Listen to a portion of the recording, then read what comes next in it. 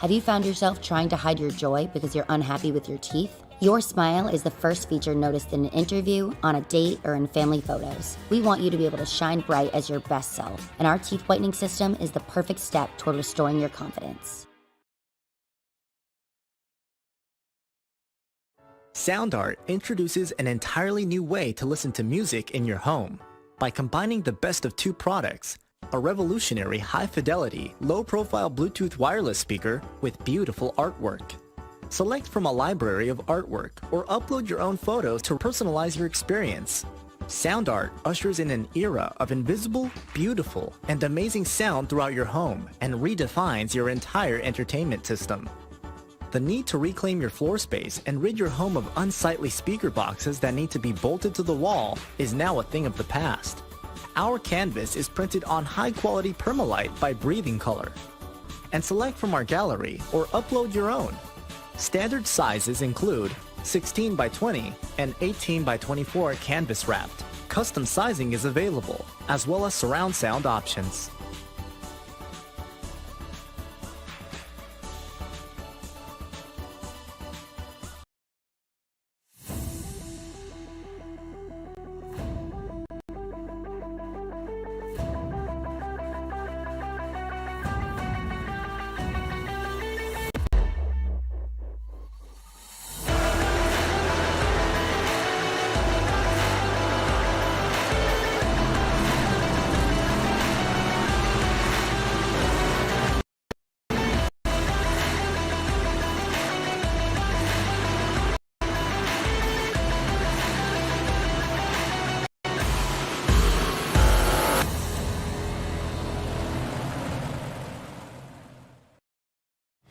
After months of quarantine, we're all interested in how we can become our best self. The team at Permanent Makeup and Cryo is here to help you get the flawless makeup look every day without the extra effort or time. When it comes to your appearance, you deserve the best care that money can buy.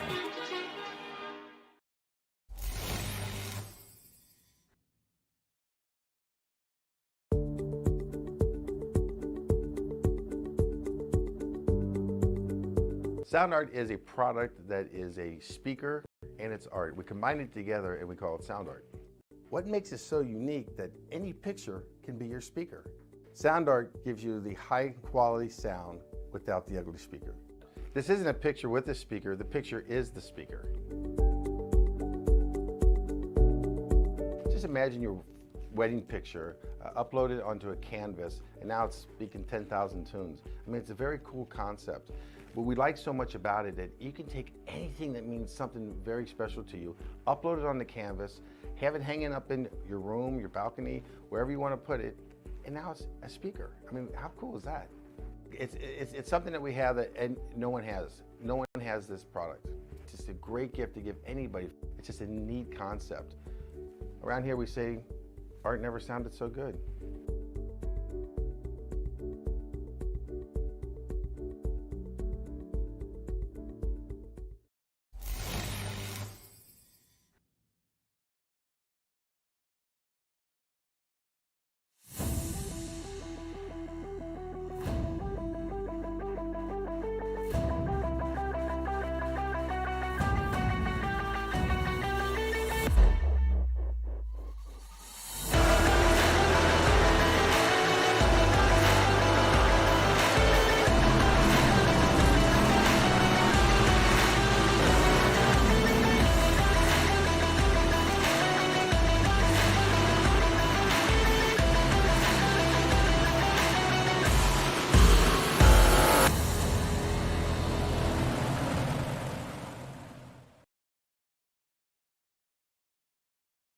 Absolutely. As now we see the drivers make their way into the pit boxes. Dobbs, Robertson, Kinder, Barlow going to go all through four of them and take his place on the first pit stall. Wide bracket falling in behind. As now we wait to see these four tires and fuel and who's going to be able to win off payroll first. Adam Lancaster drops the jack first. Alan Dobbs is going to get off away early as Lancaster is going to jump all the way up to third with that, almost beat Robertson, and they make contact, and that is not what you want to see. That might be a pit exit violation on 28, but that is a very devastating blow to number 2 car. You got to hope he didn't get too much damage out of that, but that was a hard hit to the inside wall. down the straightaway. We'll get a replay here and show you that one again.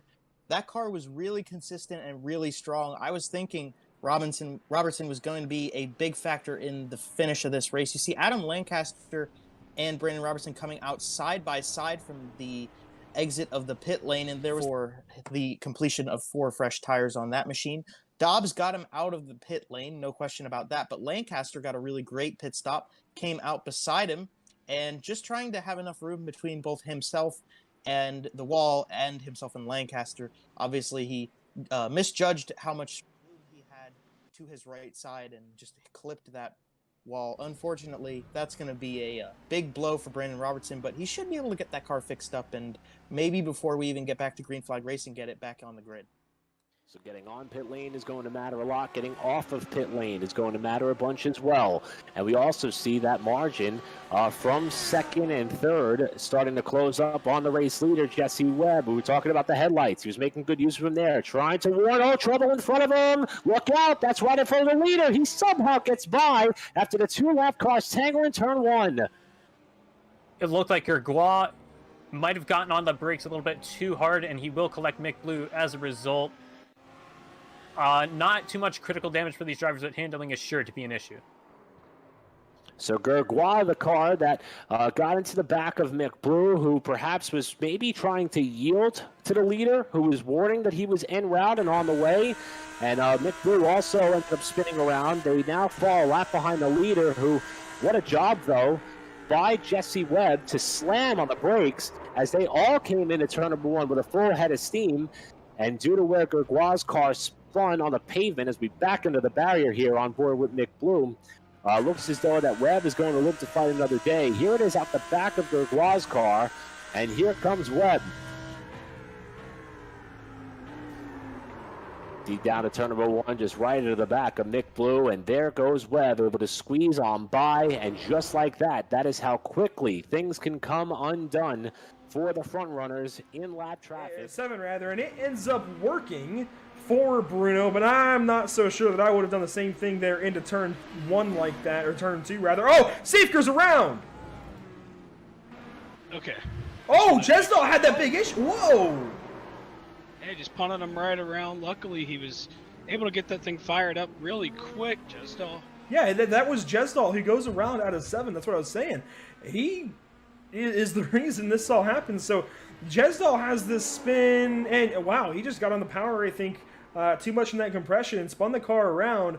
And suddenly, here comes Nate Siefker, and Siefker's just got this big head of steam. It goes off track to clear him, and then gets punted off for doing so. I'm not sure that was intentional from Jesdal. I think it just ended up happening that way.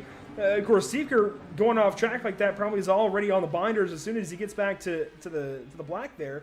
And Jesdal just wasn't ready. Let's put that behind us. We've got to restart to focus on 2 laps to go. It's green-white checkered. Out of 100 laps, we now have 2 more to go to make it 104. Anthony Masadi, the race leader. Jeremy Berger, second place. The 2-car Jack Ryan in there as well.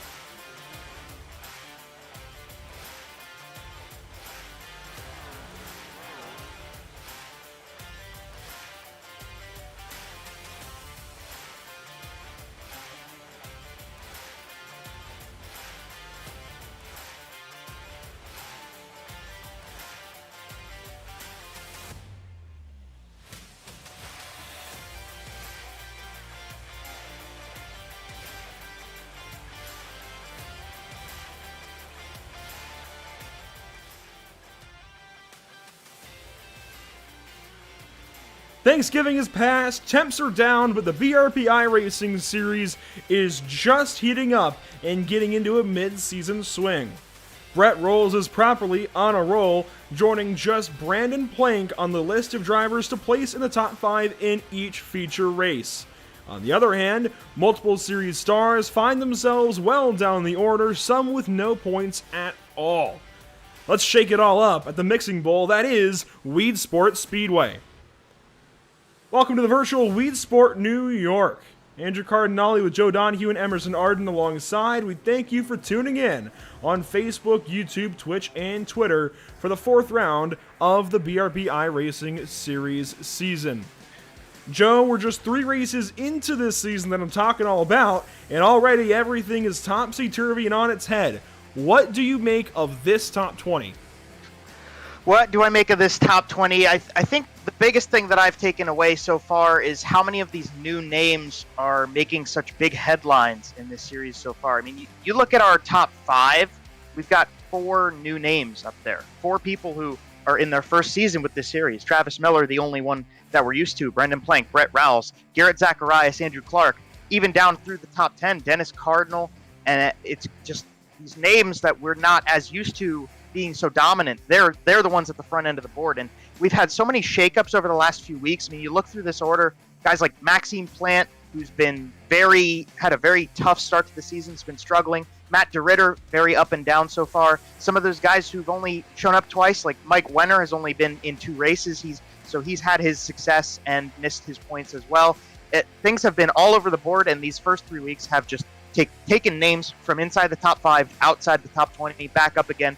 It's all over the place because of how few points they've handed out so far, but there's not much consistency in a lot of the field. There's a couple guys who have been really consistent, but the inconsistency for some of those guys is really shaking things up each week for standings in the points.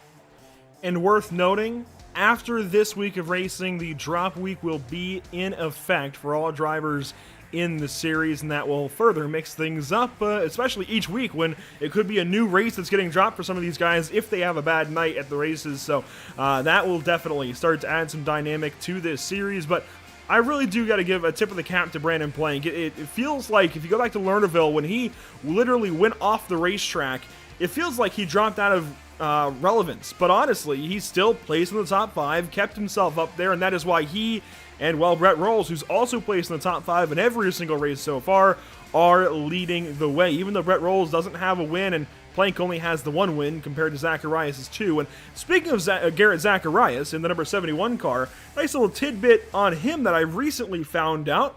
He is the track champion for 2021 at Chemung Speedway in New York. So coming up to Weedsport New York has got to feel pretty darn good for their 2-time race winner on this very young season. Here's a look at the Weedsport Speedway. You can see the pit entry and exit is out of turn number 4. Of course, that it won't be used for too much while we're racing, but that is used for these guys to get on and off the racetrack. The sprint car World of Outlaws lap record here, set by Greg Hodnett in May of 2015. It was initially a 3rd mile increase up to that 3/8 mile length that we have now in the 1970s, and it is a fantastic modified racetrack.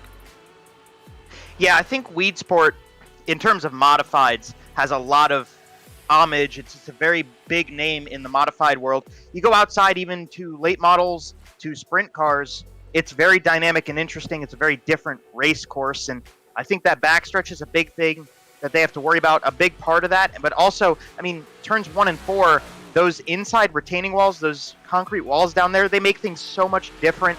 Just, it shakes your rhythm, and I think that's something that the modified guys maybe are a little bit better at doing, whether through practice or whether through the way these cars drive. But this track is just such a great facility to put big blocks on. A lot of history, a lot of big races, a lot of big names, and it's right in that region where the big blocks are arguably the most popular in the United States. So it's definitely going to be a big deal for a lot of drivers out here tonight. There's a lot of New Yorkers in the race tonight as well.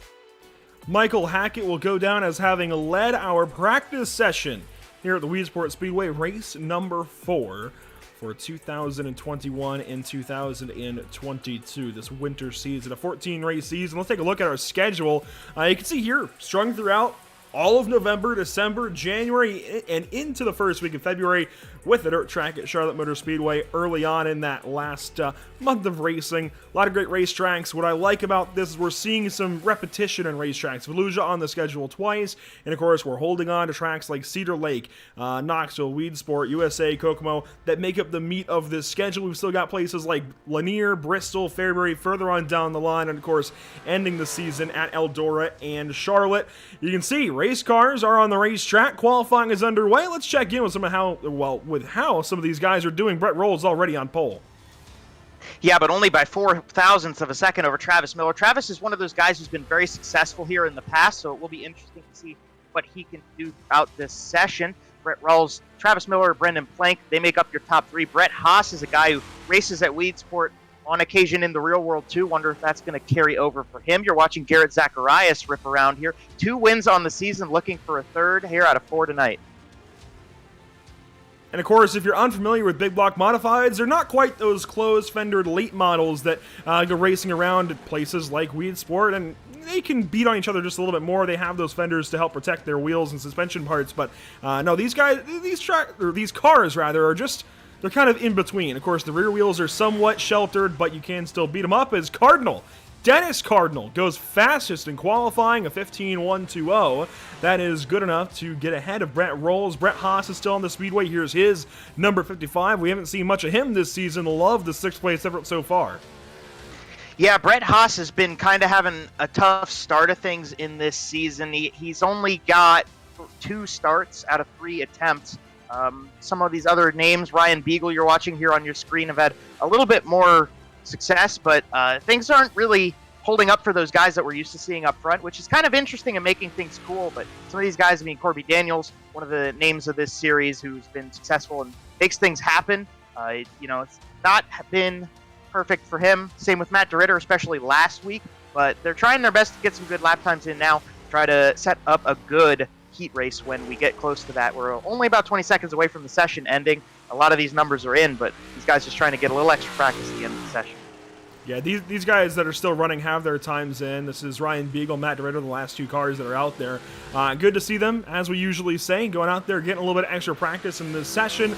Love to see that from these guys, but that is going to do it for their qualifying efforts. We'll see just how they all stack up here in just a couple of moments as the qualifying session runs out, and we will get ready to go heat racing for the first time at the Weedsport Speedway here in late 2021.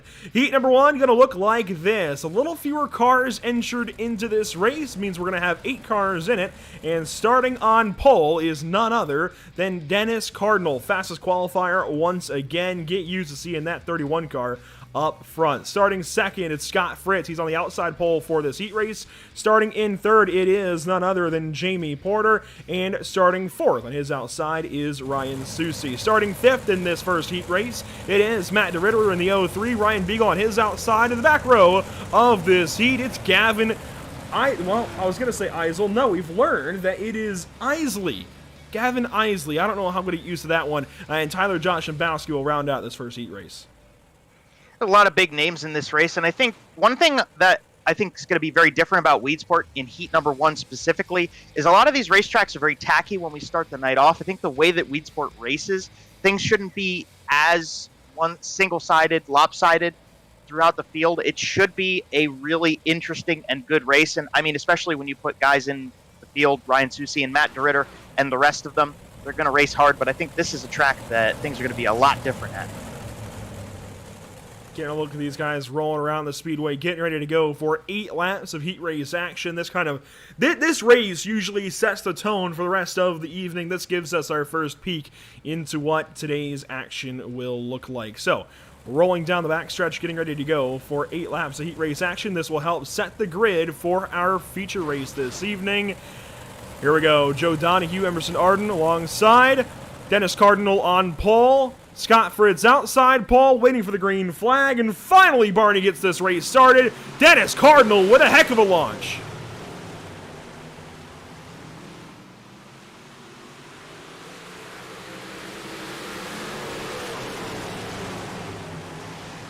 Dennis Cardinal's going to come around, lead lap number 1, and that should help solidify potentially a chance at this heat win. Susie way up high. He wants to get into the transfer spot. 4th is the last one that'll do it.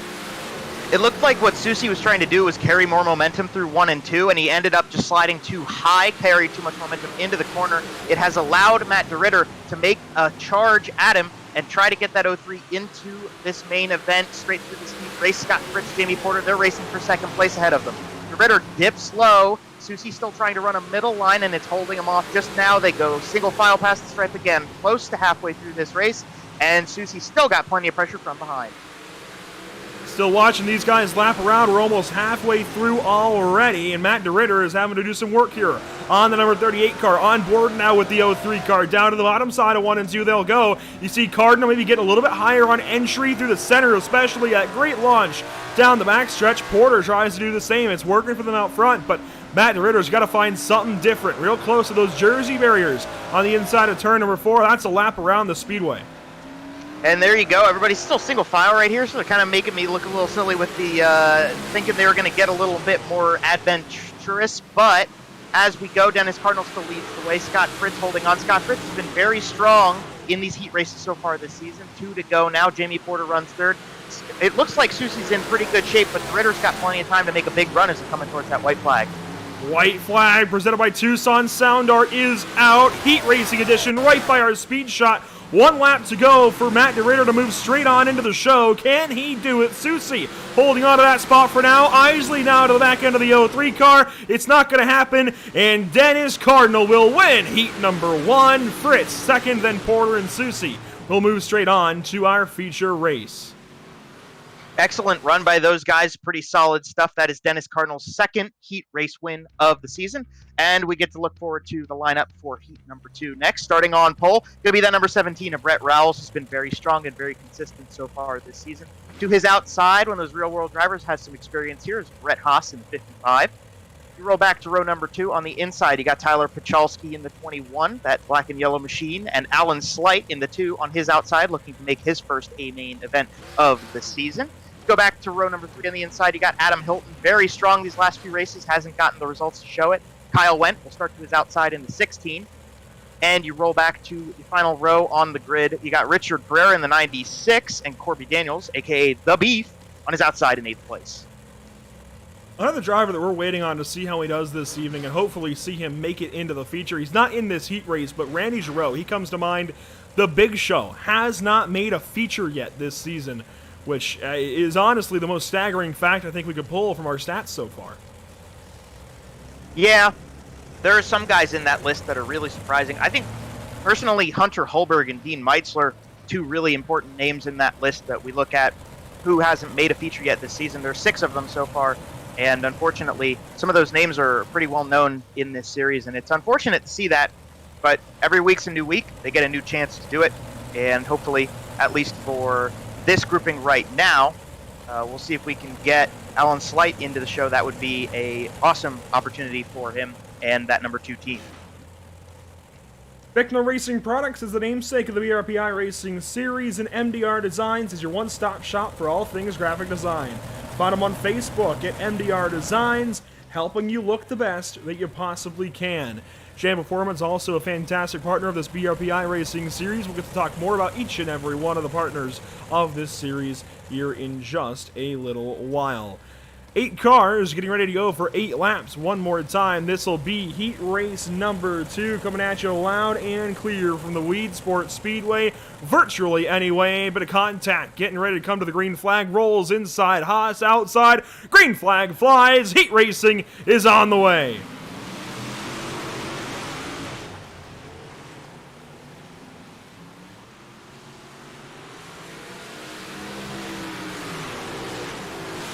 Really bad start for Brett, or not for Brett Haas, for Brett Rolls, as the other Brett takes the lead and a caution flag comes out for Pachalski and Hilton. A couple of drivers that need a really good evening right here. It's not starting out so well. Yeah, I think we'll see the replay back here and see what happened with Pachalski and Hilton, but it looked like something happened in the middle of the corner. By the time they were about halfway through that turn, Pachalski was way too sideways to get through that turn.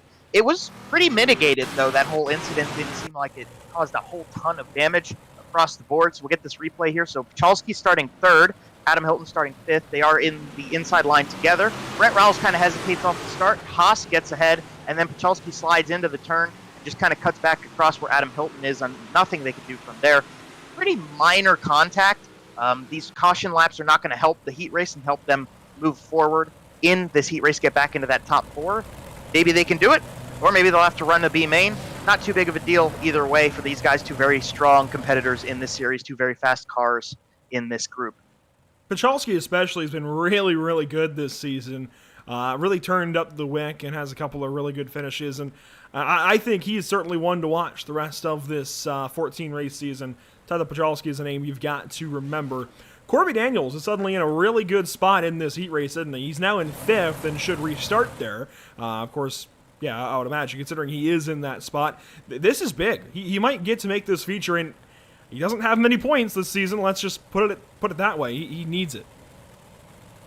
Yeah, Corby has had some success in this series. He's been, I think it's fair to say, he's been one of those guys that has inconsistent, really good finishes throughout the series, and you know, being able to get into the A mains and get into the feature race right now especially would be really big for Corby. Give him a chance to get some of those big performances in. But he started off the season with a pretty good amount of momentum, and he's been doing very well so far with that 88 machine. So only time will tell, but we're going to be halfway through the heat race once we get that green flag back out. Running in P5, so he's the first car outside, and they are getting squirrely in turn 4. Green flag's going to come back out, and we're going to go racing here again in heat number 2.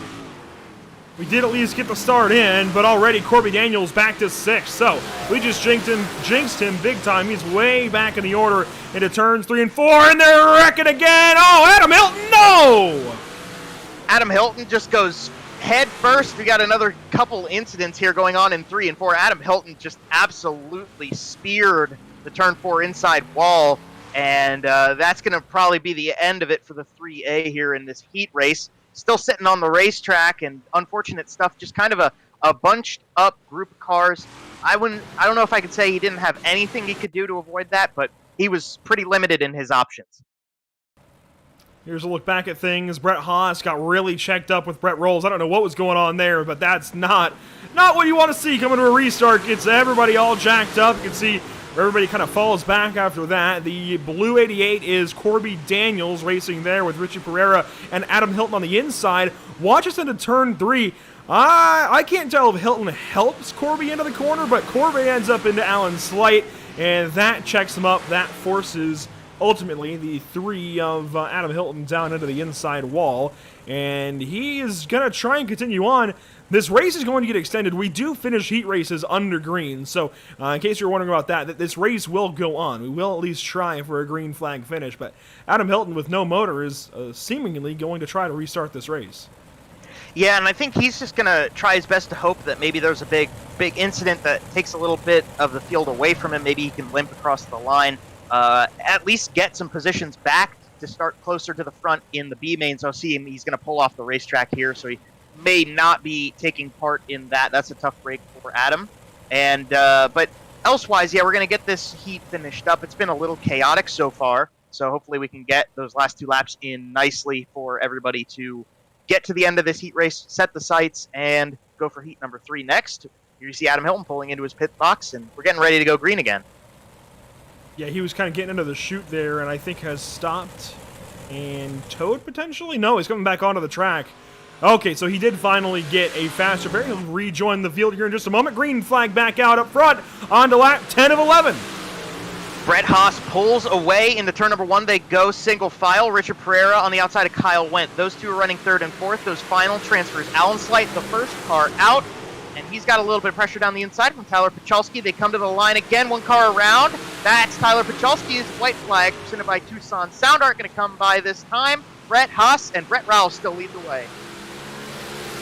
To 3 and 4, Brett Haas leading on the bottom side. Rolls going to try up top. Not going to happen for the transfer. Richie Pereira is going to move straight onto the feature race. How about the 4th place with the number 96? Yeah, and Richard Pereira definitely needed that. He's yet to get into the top 10 this season. Has started all of our features so far, but he will keep that train rolling and try again, see what he can get out of the Weedsport race tonight. But hey, getting straight in, that takes a little bit of the pressure off.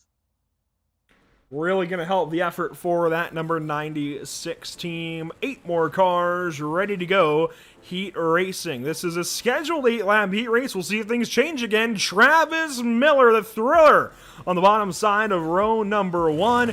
Dan Sider will restart, or well, not restart, but start to the outside of that first row. Starting third in this one will be AC Andrew Clark. Good initials there, buddy. Jeff Sharp starts from 4th. Dean Meitzler, the number 49 car, needs to make a feature this season.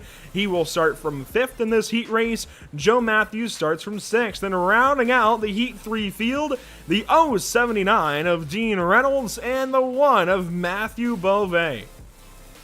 Dean Reynolds made a lot of noise last week, and he was pretty strong, Yes, he had did. some incidents, but he was very strong at Lima Land. Matthew Beauvais, another one of those guys who's yet to start a feature so far this season. He's going to be looking to make some moves up from that last starting spot on the grid. You're looking out of the front of Dean Reynolds' car. That's Dean Meitzler in front, so the two Deans going to be starting on the inside of the last 2 rows. They're both going to be Does that make the starting grid a Dean's list? Oh man, that was a good one. I'll give you credit for that one, Andrew. That was a pretty darn good one right there. I liked that. I'm hoping I could. Yeah. I don't really know. Yeah, I like that. You caught me off guard, and I liked it, and I'm with it, and we're rolling, and I'm having a good time. All right, well, the number 22 car, the Thrillers Travis Miller, going to get that Gastonzano Sales number 22 off and away for the start of heat number 3. Sider on the outside. Green flag is out. Heat 3 is underway.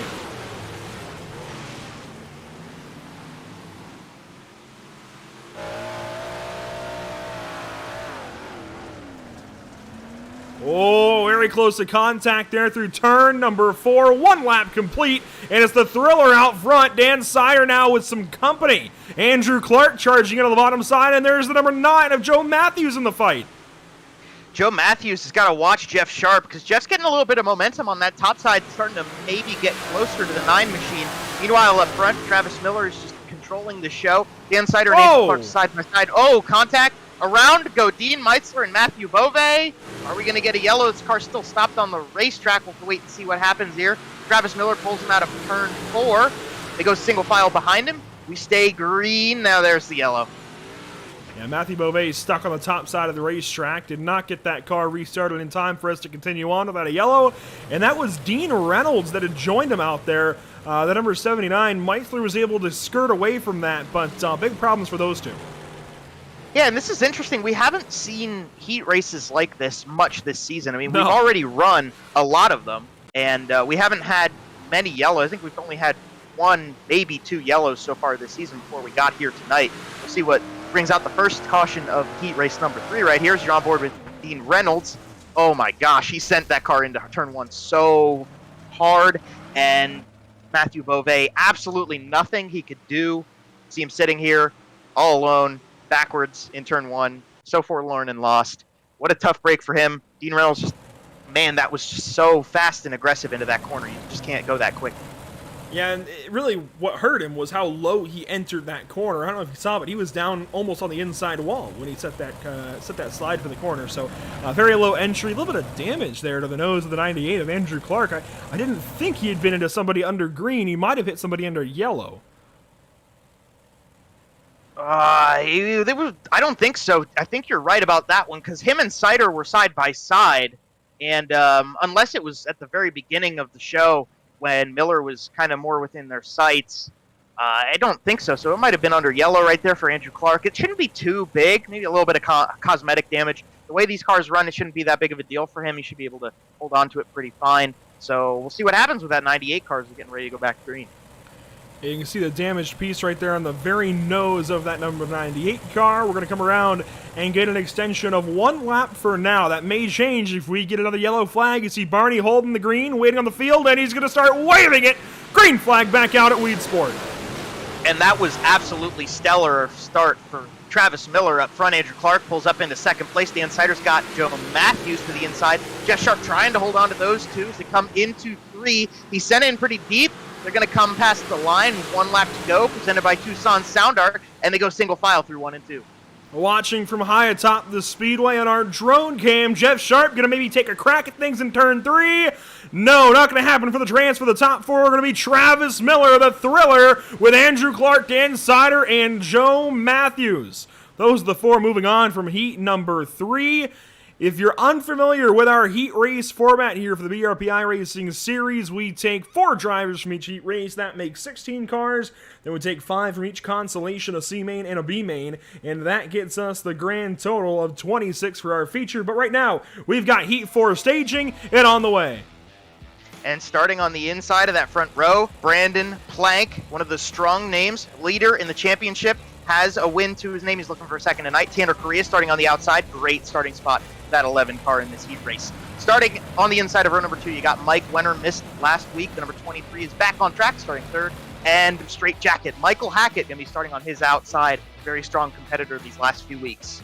On the inside of row number 3 is Garrett Zacharias, last time's winner and has 2 wins on the season in total. David DiPetro, one of our New York drivers, will be starting in 6th to his outside. And that final row, 2 drivers who get to make a feature so far this season, Double H Hunter Holberg in the 99, and the big show, Randy Giroux. They start shotgun on the field, and they will be looking for any opportunity they can get to move into those top 4 spots and qualify for the A main tonight.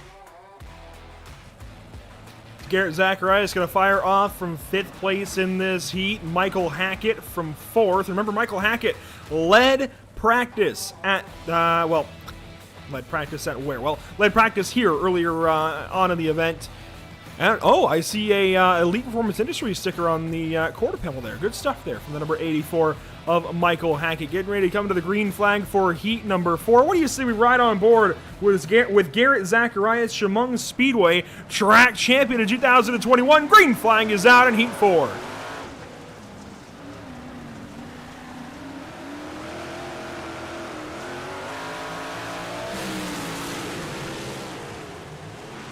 Oh, that number 77, a plank way up the racetrack in 3 and 4. Almost opened the door to Tanner Correa, the wild child, getting into things. He's 2nd place on the top side.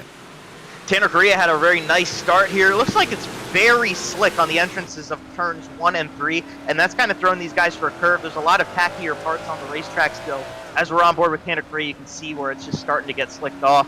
And that is an opportunity for him, as it looks like he's a little bit faster than Brandon Plank getting into that corner. His purple lap time, going fastest so far, is going to say the same thing as he looks down the inside. Tries to make a run out of turn 4. It's not going to work right there.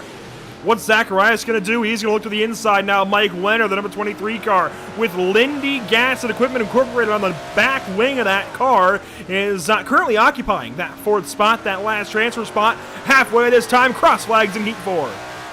Nice run off the bottom of the corner for Zacharias there. He slides into turn 1.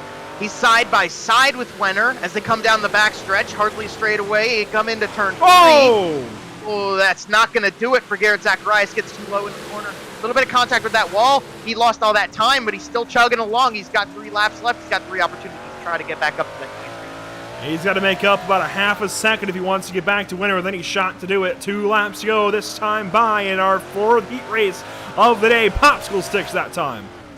And he's going to need a little bit of help. He got some there as Hackett and Wenner made contact in the middle of turn number 1. They come down the back stretch again, searching maybe for a yellow. The 1 heat race, he needs it. He's not going to get it. White flag presented by Tucson Sound Art comes out, and he's charging on. Mike Wenner's going to have to watch out. We'll see what happens out of turn 3 this time by. Garrett Zacharias going to look deep, potentially for a way to get into the heat race or the feature race. No, it's not going to happen. Correa almost makes a shot at the win. Brandon Plank, Tanner Correa, and Michael Hackett and Mike Wenner are going to move on from this heat. That's not what you want to see if you're Garrett Zacharias. Going to have to do it through either the C or the B. And it looks like, by the lineup, it's going to be the B, because we technically get the C first. Regardless, Consi number 1 on the way, starting first for this consolation race, is going to be the 03 of Matt DeRitter. MDR Designs himself. Starting second is Jeff Sharp in the number 28. Third, it's Gavin Isley in the number 18. Then Dean Meitzer in the number 49. Starting this Consi in 5th, it's none other than Ryan Beagle with Dean Reynolds outside. And 7th is Tyler Joshambowski. Matthew Beauvais rounding out the field. So we're going to bring 5 out of the 8 here. For the first time so far this season, we're going to have 8 drivers in the consolation event, so we're going to bring more than half of the grid, but that's not going to slow anybody down by any means. A very tough group of guys. Some guys who've gotten very good performances out of this season so far. Looking at Ryan Beagle, looking at Josh Mbowski, I'm looking at DeRitter. I mean, it's such a great lineup of drivers. This is going to be a really interesting 10 laps to see who's going to be able to get into those top 5 spots, who's going to maybe hold on, and it should shake things up pretty nicely for the start of the feature as well later. 10 laps in these consolation races. It's all DeRitter out front. And, man, I'm looking forward to seeing how this one goes. A big, wonderful thank you, as always, to our partners here for the BRP iRacing series. Of course, Bickner Racing Products, the namesake of the series, as well as MDR Designs, Gem Performance, Lindy, Creative Turnings, and the Super Dirt Car Series. Waiting on the signal from the flag stand to get this consi underway. A last chance qualifier, if you will. Green flag is down, racing at Weedsport.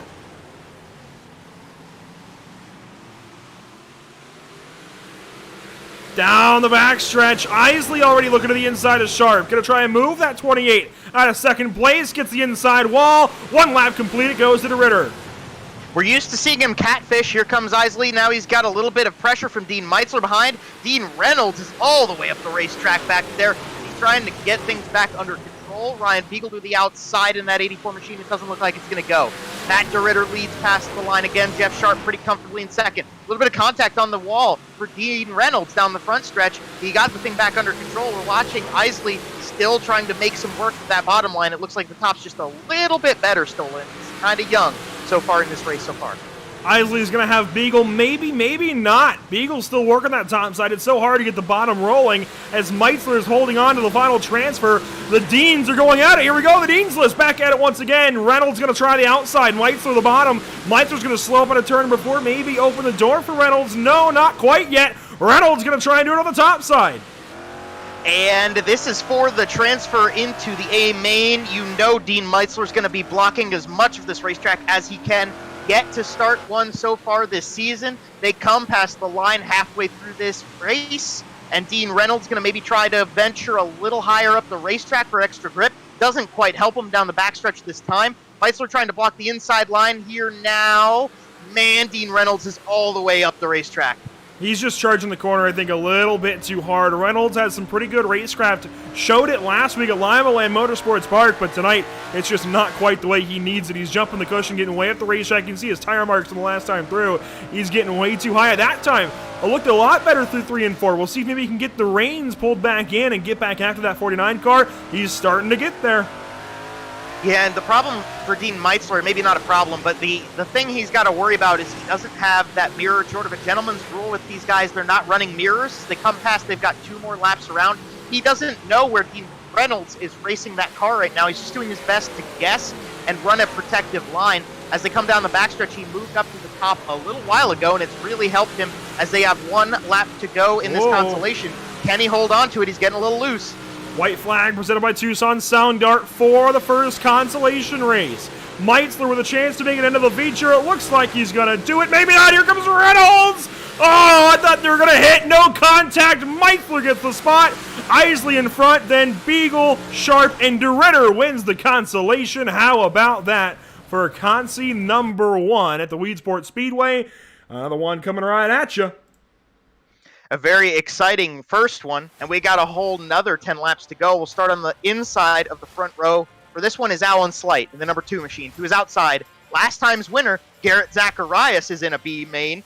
Go back to row number 2. You start on the inside with the Beef. Corby Daniels looking to get that car in. Hunter Holberg is outside, looking for his first run in an A main this season. You go back to row number 3. On the inside, starting just inside the bubble, is Adam Hilton. To his outside, New York native Dave DiPetro in the 68 machine. And the final row in this grid starts on the inside with Tyler Pachalski in the 21. We know that car's fast.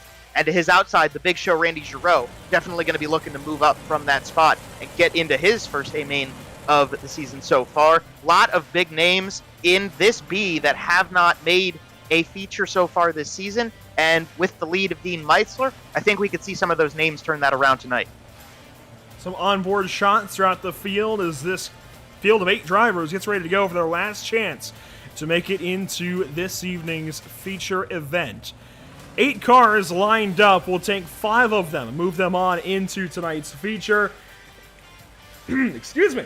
There's a whole lot to work. Man, excuse me.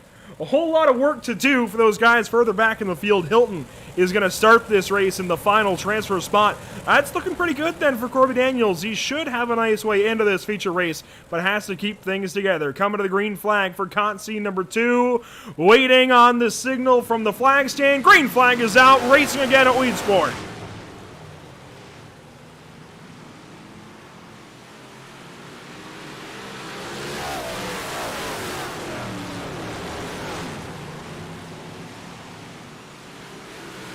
Lap 1 of the books. Zacharias with the lead after that first lap. Way up the racetrack, though. Everybody goes way up the racetrack. Slight followed, then Daniels, Holberg, and Hilton still in that final transfer spot. DePetro's getting in there. Pachalski down low, and the big show, Randy Giroux, caboose. Yeah, I think Garrett Zacharias did exactly what he wanted to do off that start. You're riding on board as we're down the inside of Pachalski, trying desperately. Randy Giroux trying something down a little bit lower on the racetrack. They're training around the very top side. Looks like that's the place to be right now. They come past the line again, 4 laps down in this heat race. DePetro still trying to get past Hilton in front of him. You see Pachalski gets a little bit adventurous in 1 and 2, goes back to the top side in 3 and 4, as Garrett Zacharias just absolutely leading and chugging away at the front end of this grid. Hilton now going to try down low at Double D, looking underneath, and double D, Double H. We got Double D, Dylan Davidson, and Double H, Hunter Holberg. But anyways, David DePetro starting to work on that 3. Maybe he can find something in these last couple of laps, halfway already. I will point this out. I think Alan Slight needs to move a little bit up the racetrack. He's allowed all of these guys to catch up to him. See, is he going to do it this time? He worked it up in 3. He ducks down in 4. And I think he's getting a little bit less momentum off the corner from Corby Daniels, who's all over the tail of that machine right now. All Slight has to do is hold on to this position. Slight can drop even 2-3 spots back and still make this feature. But it just looked like it wasn't working. Oh! Contact! Pachalski! Adam Hilton, just the bitter of bad lucks for the last Yellow is weeks. thrown for it. An interesting call. Adam Hilton just got I think run that over. yellow is being thrown to punish Tyler Pachalski for the send. I mean, he bullied DePetro and Hilton out of the way. There's no other reason that I can see for a yellow flag there. iRacing wouldn't have thrown that. That's absolutely admin controlled. DePetro gives him a shot in the shorts. I think as we watch that live, I think that's definitely just to push the 21P to the rear. There it is. There's the call. You can see him letting the field go on by. Sends are necessary as, Hilton gives him a piece of his mind, but that was a bit extreme.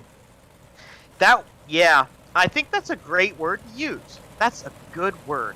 That was a major send, full send from Tyler Pachalski, and he made pretty severe contact with Adam Hilton too. I mean, that's not out of the picture either. They hit each other pretty nicely in turn 4, so wonder if that's going to affect things with the 3A or the 21P. They're getting things back together and getting ready to go green again, and it's just going to be interesting to see how these emotions tie into how we finish out this race. Yeah, when I say he bullied him out of the way, I mean he bullied him up and out of the way. He came into that corner looking for the side of the car. Well, he was really just trying to get by DePetro at first, but then Adam Hilton was there, and at that point, right, you're going to hit him. You're committed to the corner, so I get it from the point of view, of course, of Pachalski, but yeah, that's definitely, I think, potentially the right call, I'd say. Yeah, and that's really unfortunate for Pachalski. I mean, he's already got a top 3 finish. He very likely could have won he's at been great Volusia this season. He's been really good, really solid, but now he's on the outside looking in. We're getting to the close of this Consi, and he is on the last row. He's got to pass 3 cars to make it in, and he can do it, but it's a matter of time, and time is running out. Green flag on the way. Zacharias down low. Green flag back out. We're going to go the distance of 13 now, as Zacharias gets the fence just a little bit. Zacharias pulls away pretty good. Slight, kind of running a middle line. Things backed up really bad right there, and Pachalski splits Giroux, and he's trying to work on Hilton. Sends it into that corner. They come past the line. 1 lap to go. Tucson Sound Art white flag comes out for the field. Zacharias leads the way. Last car in the show right now is DePetro. Contact for Hilton in the outside wall. That's going to solidify things. Those 3 back there, they're not going to move in. Oh, my goodness. Randy Giroux just dumps the 3 of Hilton out of the way, but it's not going to matter for the feature race. DePetro is going to check on in. Holberg in front, finally making a feature race, along with Corbin Daniels. Oh, Tyler Pachalski, no! That's going to be a penalty. We know it. We've seen it already this season. That will be a penalty for Tyler Pachalski moving on into next week at Knoxville. Yeah, and that's definitely emotion coming out of that show. Tyler Pachalski making a move to try to make it into this feature race that we're about to set up, and just things didn't go the way he needed them to. And it's a tough break, but it's the way things go out here.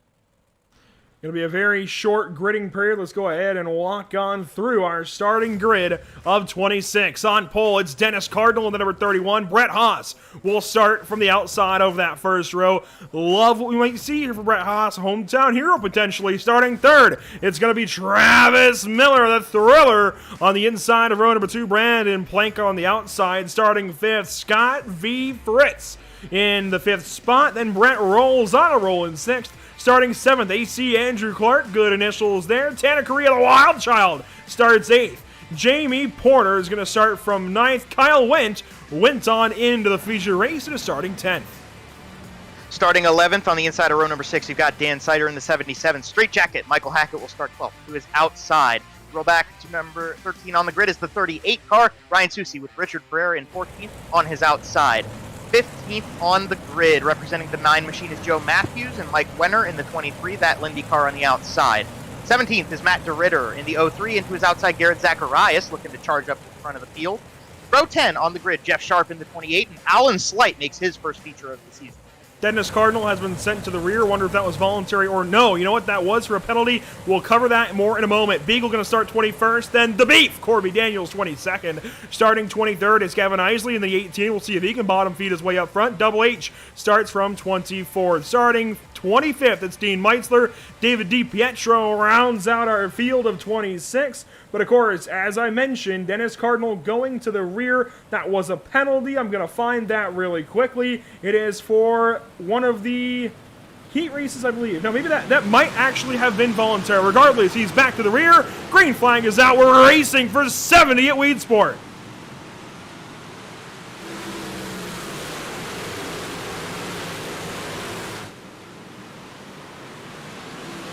First lap complete.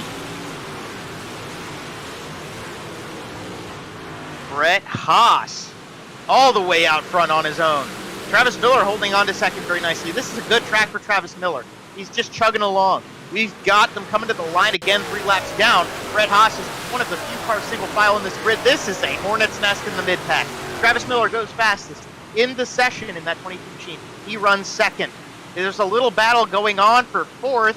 Brett Rouse and Scott Fritz, as Brandon Plank runs in 3rd place pretty strong, and they are starting to single file out slowly but surely. This track's working in. Korea sideways in the corner. Did things back up? Yes, they did. Yellow flag's going to come out. Oh, big crash. DePetro's on 2 wheels. Oh, my goodness. That is one way to wad him up in turns 1 and 2. This on lap number 4. We'll go back and get a look at things that all kind of started with, I got to remind myself of who that even was now. Tanner Correa, the wild shot of the number 11 car. Let's see what happens here.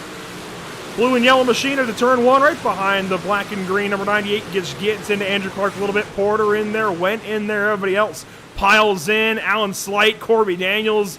Oh, my. Dave DiPetro got a little bit of airtime there, too. Everybody's just trying to avoid cars stopped in the middle of the racetrack. I think one of the things about Weedsport that has made the racing so exciting is that the middle of the corners gets really narrow. The lines get narrow in the middle of the turn, between 1 and 2 especially. And you see, Korea brings a ton of momentum into the corner. And when you've got that big slew of cars back there, they're all going to try to get through a very narrow space in between the turns. Like they are here, you see DiPetro sideways. Dan Sider had to be very evasive. The Beef got a little bit of contact. DeRitter got some contact. It's just everybody kind of congregates in this one spot. And unfortunately, there was a car sideways right there as everybody was running through.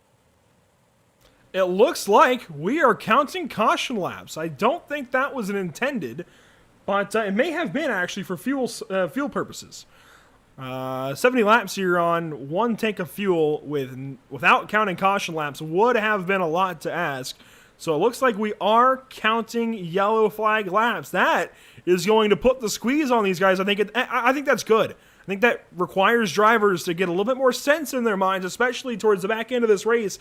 You've got to race with respect, or you're going to start cooking out laps. You're not just going to have a chance to race.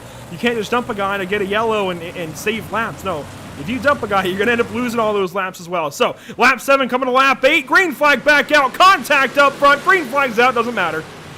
I don't think that was purposeful. I think that was just a little bit of the nature of the beast right there between Haas and Miller. Miller falls behind Brandon Plank now, so the 77 temporarily at least held on to second place. Now Miller charges around the outside and might take Brett Rowell with him even into the top 3. Plank trying to slide his way back into the line there. The rest of them, they go single file back to Clark. Then you've got Fritz trying his best on the inside of Richard Pereira. How about Pereira, man? He is rolling right now. Very strong start to this race. As up front, it's all Brett Haas, Travis Miller, Brandon Plank, Brett Rowles. They've gone single file so far, but Plank's trying to make things change. He's going to the bottom side. Yeah, catching my eyes right now, it has to be the 77X of Plank. Way down to the bottom, the track is mostly dried out. The top side is easily the way to go, but Plank has been consistently working the bottom. Now slots into third. I think he's content with where he is. He'll sit and ride for a little bit. The first side-by-side battle now back here for about 7th or 8th. Porter on the inside of Wenner, so that is for the 8th spot. Wenner currently 8th. Now they back up the straight jacket. Michael Hackett gets backed up a little bit. He is currently in 8th in the 10th in the 84H. As Pereira gets checked up, Fritz gets moved around, and Plank is back low. Brandon Plank. Oh, look at that! Oh, Miller. Yellow. Baby. That may have given the lead. Maybe not to Travis Miller. I don't know yet. A yellow flag as he was making that move. Man, he absolutely did try to pull a slider. It just didn't work. He didn't have the space for it. Brett Haas holding on, and I think Brett Haas will retain the race lead. We'll catch back the yellow here as we tick off a few more laps before we bring out the second caution of the night. And we'll check out what this replay holds and why we got ourselves yellow number 2. It's going to happen right there. Corby Daniels, Beef himself, going around in turn 1 a little bit, brings out this yellow flag. We'll take one more look at things and see how it starts out for the driver of the 88. But problems nonetheless. That is the theme here so far for Corby Daniels, unfortunately. Made it into the feature. That's good. That's going to help him out in the points game, but just not the night that he's needed so far. Slight there gets into, can't quite tell who that was. Oh, it was Cardinal, actually, in the 31. And I think Beef just got into somebody in front of him, actually. Goes for a nice little topsy-turvy little spin. Yeah, he did get into that corner a little bit hotter than everybody else around him, so might have had to check up a bit, a little bit of contact. 88 goes around in the middle of the corner, gets things figured out. He will start to the tail end of the grid as they go double file here at the line. They're getting set for green flag coming out one more time, so we'll get ready to go and see what Corby can do to rebound. The largest industrial, medical, and specialty gas supplier in the world. Head over to LindyDirect.com to find your closest location. That's Lindy Gas and Equipment Incorporated. They ride on board with Mike Wenner, who is restarting this race in the 8th spot outside of row number 4. Green flag on the way. Haas on the inside. We're racing again at Weedsport. Great start, great controlling line by Brett Haas down the front stretch. Brandon Plank goes to the way bottom side of the racetrack. Travis Miller might be looking at falling to third right here. Brandon Plank's looking for the lead. Oh, man, that was shaping up to be a really great race right there between those guys like Holberg, Meitzler, a couple of guys around and backwards on the back straightaway. Scott Fritz involved. We'll catch a replay of this, see what happens, but that's a tough race from that 48. He was pretty strong so far in this race tonight. He's been strong this season. A couple of great showings already, but yeah. Oh, boy, this is going to be a big one as well here out of turn number 2. We'll watch along and see what happens for Scott Fritz. He restarted 7th on the inside of Mike Wenner, and the T-Berry Motorsports machine going to go backwards in a hurry. Out of turn 2, Jamie Porter gets him. Oh, and it just spins him around. The simulated wheel-to-wheel contact really bites him in the rear. Oh, yeah, and this is wreck avoidance contact. Dan Sider, Dean Meitzler, Hunter Holberg all involved right there, but just a little bit of contact in the way out of turn number 2 at least. Jamie Porter, Scott Fritz, that was nowhere near intentional. It's just kind of everybody running it down, trying to search for grip. You're on board with Corby Daniels. He's at the very rear of the field, so he's going to see a lot of the ending of this as he comes through 1 and 2. They're 3 wide in front of him. He kind of stayed out of the way a little bit, backed it up a bit. That was smart. As you'll come out of the corner here, you'll see, man, you got to be evasive quick. There is barely any time to think. Thankfully, Corby Daniels has that quick wits, and he was able to stay out of trouble. Now the lead has been awarded to Brandon Plank, the 77X, will restart this race from position number 1. That's got to hurt for Brett Haas.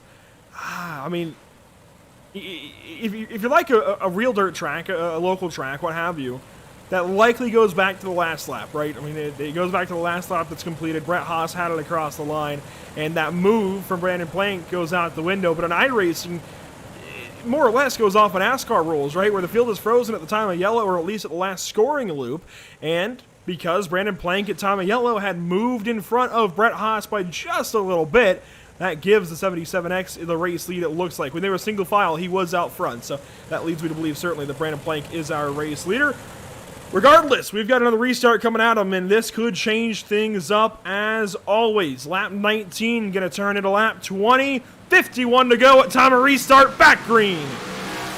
One thing Brett Haas had right there was the inside line he was so used to off the rest of these restarts. He takes the lead on the inside. We'll see if he slides. Oh my gosh. Man, they're going crazy in the middle of the pack here in 1 and 2. Caution's going to come right back out. That's Jeff Sharp just fixing things up in the middle of the corner. Zacharias is way back there, too. I don't know what went on for Zacharias, but yeah, I think he might be playing a part of this potentially in some way, shape, or form. Don't know what happens just yet. We'll go back and get a look at it. Certainly a big one in the rear of the field. Oh, it starts up with Hackett, I think. It started in the middle. Oh, who was that getting this all the way up in the air? I think it was Joe Matthews that was contact more towards the front middle, and it just everybody piles in behind them. There was some contact further up in the grid that those back guys kind of had to back it down and do some wreck avoidance, but there wasn't a lot of time for it. It looks like this is going to involve Mike Wenner pretty heavily, and he is right in front of Hackett. So, yeah, I think this really starts up with Hackett. Watch the orange and blue 84. That is the straight jacket, Michael Hackett. He gets in. Oh, Wenner gets into the wall of the inside. That stacks everybody up. Matthews through the air for a moment. Susie sneaks on through. I don't think we've said his name a whole lot this evening. If you recall back to our first Weedsport race here with the BRP iRacing series and the sprint cars some time ago, yeah, he went through the infield, flying through the infield at that. But that is our most recent yellow. That puts us under yellow now, lap 22 of 70, working through this caution period.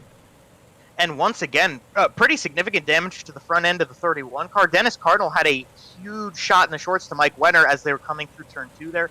One of those guys who had to back out of things to avoid worse contact in that crash. Dan Sider was another one of those names, kind of piling in at the end of that one. And it's tough for those guys. They've got a little more damage on the cars. It shouldn't be a huge deal for them, but definitely not how they want to continue this race forward. We're about 10 laps from the halfway point of things, so kind of try to keep that car clean at this stage in the race.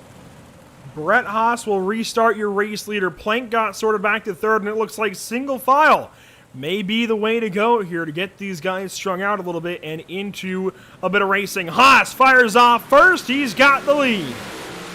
Come back to the line again. We'll see if we can stay green this time. Had a couple yellows back to back to back here. Andrew Clark goes to the top side of the racetrack.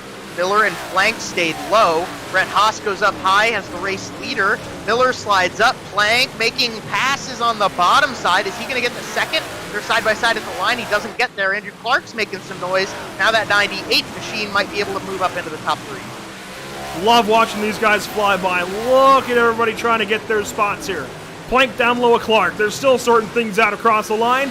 Plank fourth now across the line. Andrew Clark, pretty solid run on the top side of the racetrack right now. He's pretty good at that. He's been able to do that a few times this season as you're watching Brett Rowles try to shape things up to maybe move forward in the top 5. It looks like Andrew Clark's in the point of the race where top side's the way he likes it, and maybe may move forward further as he's got Travis Miller in his sights next. Here's Michael Hackett, Matt DeRitter, Gavin Isley, Richard Ferreira. They're all fighting in a little slew at the back end of the top 10. There's only one of them, and nonetheless, it would be the Catfish Gavin Isley, who is on the bottom side. Everybody else training the top. That's going to be one of the better nicknames in racing, I feel like. Of course, there's a Silver Fox, David Pearson. There's so many nicknames you could throw out there, but I think the Catfish really works for Gavin, and, well, unfortunately, yellow flag is out further back. Alan Slight involved in this one. He is stopped now, getting back going on the racetrack. There he is. And hopefully he gets his number sorted out for next week. And I've noticed that for a couple of weeks now. He's got the iRacing number on top of the custom number. Hopefully he gets that one sorted out soon. Yeah, and, well, hey, he got into the feature tonight. That's moves for Alan Slight. Has yet to do that so far. But that number 2 machine involved in a yellow flag again here. We'll catch the replay back and see what happens. So he's running in front of Susie. He's got Joe Matthews ahead of him.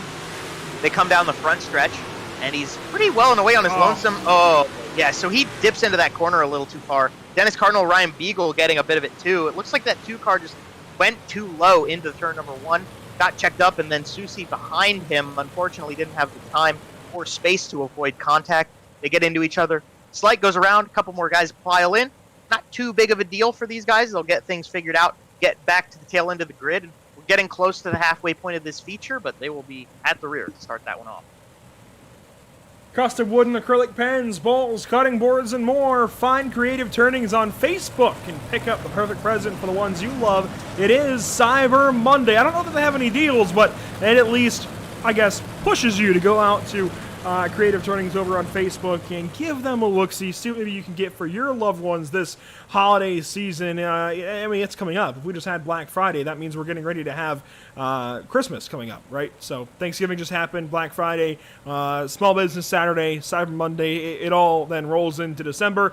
Christmas on the way. Head over to Creative Turnings. Green flag back on the way as well. Lap 32 now underway. Clark on the inside of the thriller. Clark gets onto the wall. He gets turned around in front of everybody. Yellow flag right back out. I think Andrew Clark did probably one of the most sportsmanlike things I've seen in a while, because that car would have stayed in that line if he hadn't have worked it a bit to get out of the way. That was very gentlemanly and very sportsmanlike of Andrew Clark to get the 98 out of the way of the entire rest of the field.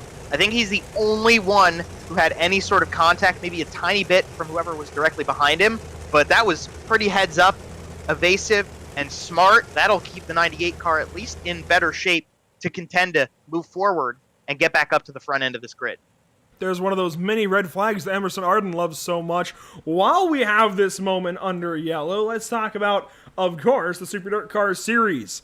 The Northeast Premier Series showcasing the big block modifieds premier drivers, the ground-pounding, earth-shattering, window-rattling beast of the Northeast. It's the Super Dirt Car Series, proud partner of the BRP iRacing Series.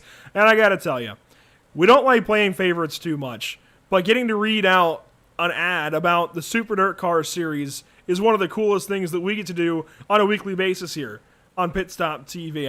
I get into the real racing scene enough with Pit Row TV, but that's all on the asphalt side. Getting to mention the Super Dirt Car Series every Monday night now is pretty darn cool, Joe. It's such a cool series. I love the Dirt Car Series. I'm a big dirt nerd anyway, but the modifieds are such an interesting, historic, well-known, kind of niche, but very exciting racing series. Super Especially Dirt Cars. These modifieds. Oh, yeah. I mean, the super modifieds, they are the high level, and they're so exciting. It brings out the best drivers. It's the same deal. It's actually a World Racing Group series as well. You can check them out on Dirt Vision and obviously local racetracks too, but they just bring the best drivers in modified racing together on racetracks, and it's so exciting and so cool. It's a pleasure to have them with them, and to have the support of the Super Dirt Car Series with the BRP iRacing Series just shows the level of talent in the BRP iRacing Series field as well. A lot of these names go between the two of them, but for now they got to focus on the BRP iRacing Series here at Weedsport, which has gone back to green just past halfway in this race, and Brett Haas controls the front end. Through 3 and 4, the thriller Travis Miller trying to throw on the outside, gets that spot, rolls and blank. They make contact. Porter on through. Now the straight jacket into 6th. Richie Barrera up there, and the Catfish is no longer Catfish, and he goes way up top, high, wide, and handsome. The number 18 of Isley. I think Brett Rouse is holding on to a really solid run right now as we're riding on board with that Catfish. He's kind of stuck up top, but he's staying up there. He seems to like the grip he's got up into 1 and 2, right behind Michael Hackett. That 88-4H. Oh, we got a yellow. Corby and Daniels involved. We got one sideways. That is Dean Meitzler trying to get that car pointed in the right direction. Dean Meitzler and Moore caught up in this one in turns 1 and 2. That's where the problem spot certainly is at this point in the day. And it looks like it's going to be another case of somebody just getting in a little bit deep, but a little bit differently this time. We're going to look for the 49. There's Dean Meitzler. He's going to enter the corner right behind Mike Winter. Gets in deep, has to turn around and, well, gets a little bit of help there from Corby Daniels, but he was already going around. Yeah, he was. I think it's safe to say Dean Metzler was going to go around at that point in the turn. Absolutely, yep. Yeah. Corby Daniels just trying his best to woe down and get out of the way, but, I mean, like we've said so many times over, it's tough to do. You're sliding into that turn, and you don't really have enough time. Jeff Sharp was involved in that incident as well. He kind of phased through the 49, but he did get a little bit of contact into Corby Daniels. So those 3 cars involved in this one. Mike Wenner was just in front of that ordeal. Lucky for him, he's not going to be involved in things, but the yellow came back out 4/7 of the way through this race. That's an interesting fraction of the race completed so far, but we're moving along these yellow laps as greens are changing the dynamic for these race car drivers. Don't get us wrong. It's very different for these guys to have to worry about the clock ticking as these yellows go through here at Weedsport tonight. While you're watching along, I see a lot of you over on Facebook. Let us know where you're watching from, who you're watching for, who you're pulling for this evening in the BRP iRacing series. A lot of you over on Facebook. Glad you're watching along. Glad you're here listening to our voices. Myself and Joe Donahue. And, of course, we have Emerson Arden on our social media coverage. If you're looking for more Pit Stop TV, by all means, check us out on all major social platforms, Facebook, Instagram, Twitter. We also stream, of course, to YouTube and Twitch. We're so glad to have you watching along. Emerson putting in a lot of hard work over there. We had a pretty good Thanksgiving week. Admittedly, we're catching up a little bit, sleeping off our turkey comas, if you will, and getting ready for another big week here at Pit Stop TV. Right back into the full swing of things. Got a couple more broadcasts later on this week. The Outlaw Sim Series and the North American Racing League, as we're going to come around and get another restart under our belt. Yes, we are. Pace car in, pace truck in, rather. Green flag back out. Great start by Brett Haas. Once again, he's gotten that run down. All he has to do is get off a little bit of the grip down low, ride up the track on the front stretch, and he leads the way. Travis Miller, Brandon Plank, they are close side by side. Plank looking, doesn't get there. 4th place is Brett Rouse. He's kind of just lurking outside the top 3. Jamie Porter, Michael Hackett, Gavin Isley, Richard Pereira. This group, 2x2 out of turn number 2. With Matt DeRitter lurking behind them. Oh, contact! Oh. Porter went up a little too high right there, clipped the wall, gets it under control, no yellow, no caution, no trouble. Gavin Isley on the outside of Richard Pereira now as they go back through turn 1, and he carries that momentum pretty strong. Roll's going to challenge Plank, now falls back behind a little bit. This is your top 4. Haas, Miller, Plank, Rolls. Could Brett Haas continue on for 25 more laps and win this race at Weedsport? It's looking like he's at least going to have his best chance ever to do so. Yellow flag is out again. This time it looks like Matt DeRitter is involved. He sinks down to 26th spot, and certainly that 03 is in trouble. Yeah, and that's going to include a couple of those guys we just saw running for the top 10. The numbers shook up. There's Gavin Isley's got the rear end knocked out of the 18 machine. That car's going to have to get a fast repair. That car's going to have to get fixed up pretty significantly. Look at that thing crab down the stretch. He's going to be able to pull off the track over here and get it fixed up. But like I said, I think this is going to include a good amount of those guys who were fighting inside the top 10, as a lot of those names dropped out of the scoring pylon when this caution came out. And it looks like it's going to start up with the 18 of Isley here. He had gotten shuffled out of the top side. Susie DeRitter contacted. Oh, my goodness. Wow. It's not often you see a modified flip like a sprint car. That was a pretty major collision for Gavin Isley, and obviously DeRitter got a little bit sideways off of it. Looked like Susie. Maybe they just got a little close for comfort. Here they are 3 wide down the back straightaway. They come into 3 and 4. They might shake things out a little bit. Pereira right in front of this, and man, Isley just a great run off the top actually, but Susie and DeRitter ran out of room, and they all pile in behind them. Tanner Correa, Hunter Holberg, maybe a little bit for Andrew Clark.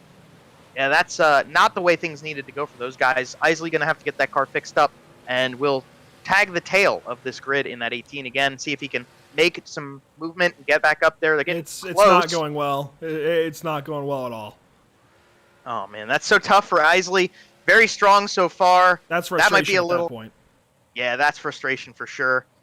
We're going to have 20 laps left in this event. Not sure what Isley's going to be able to do with that time. Green flag's going to come back out.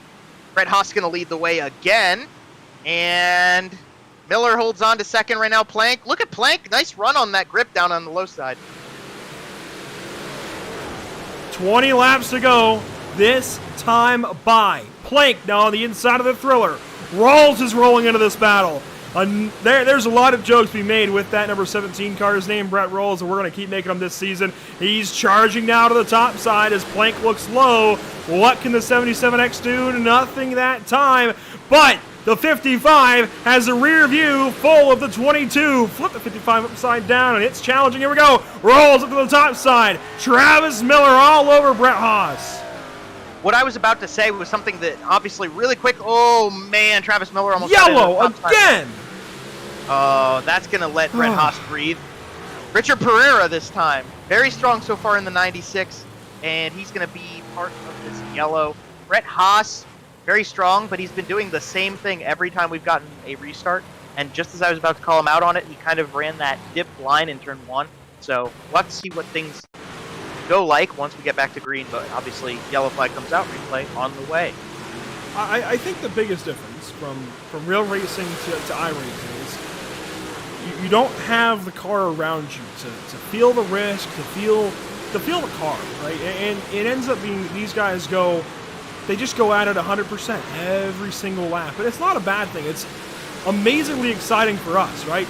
Awesome for us to call, awesome for these events to have, but man, it does end up in a lot more yellows than I think we really need. Yeah, I think that's fair. And it's these guys racing. That's all it is. It's these guys are racing. They're 100% each and every lap, and I get it.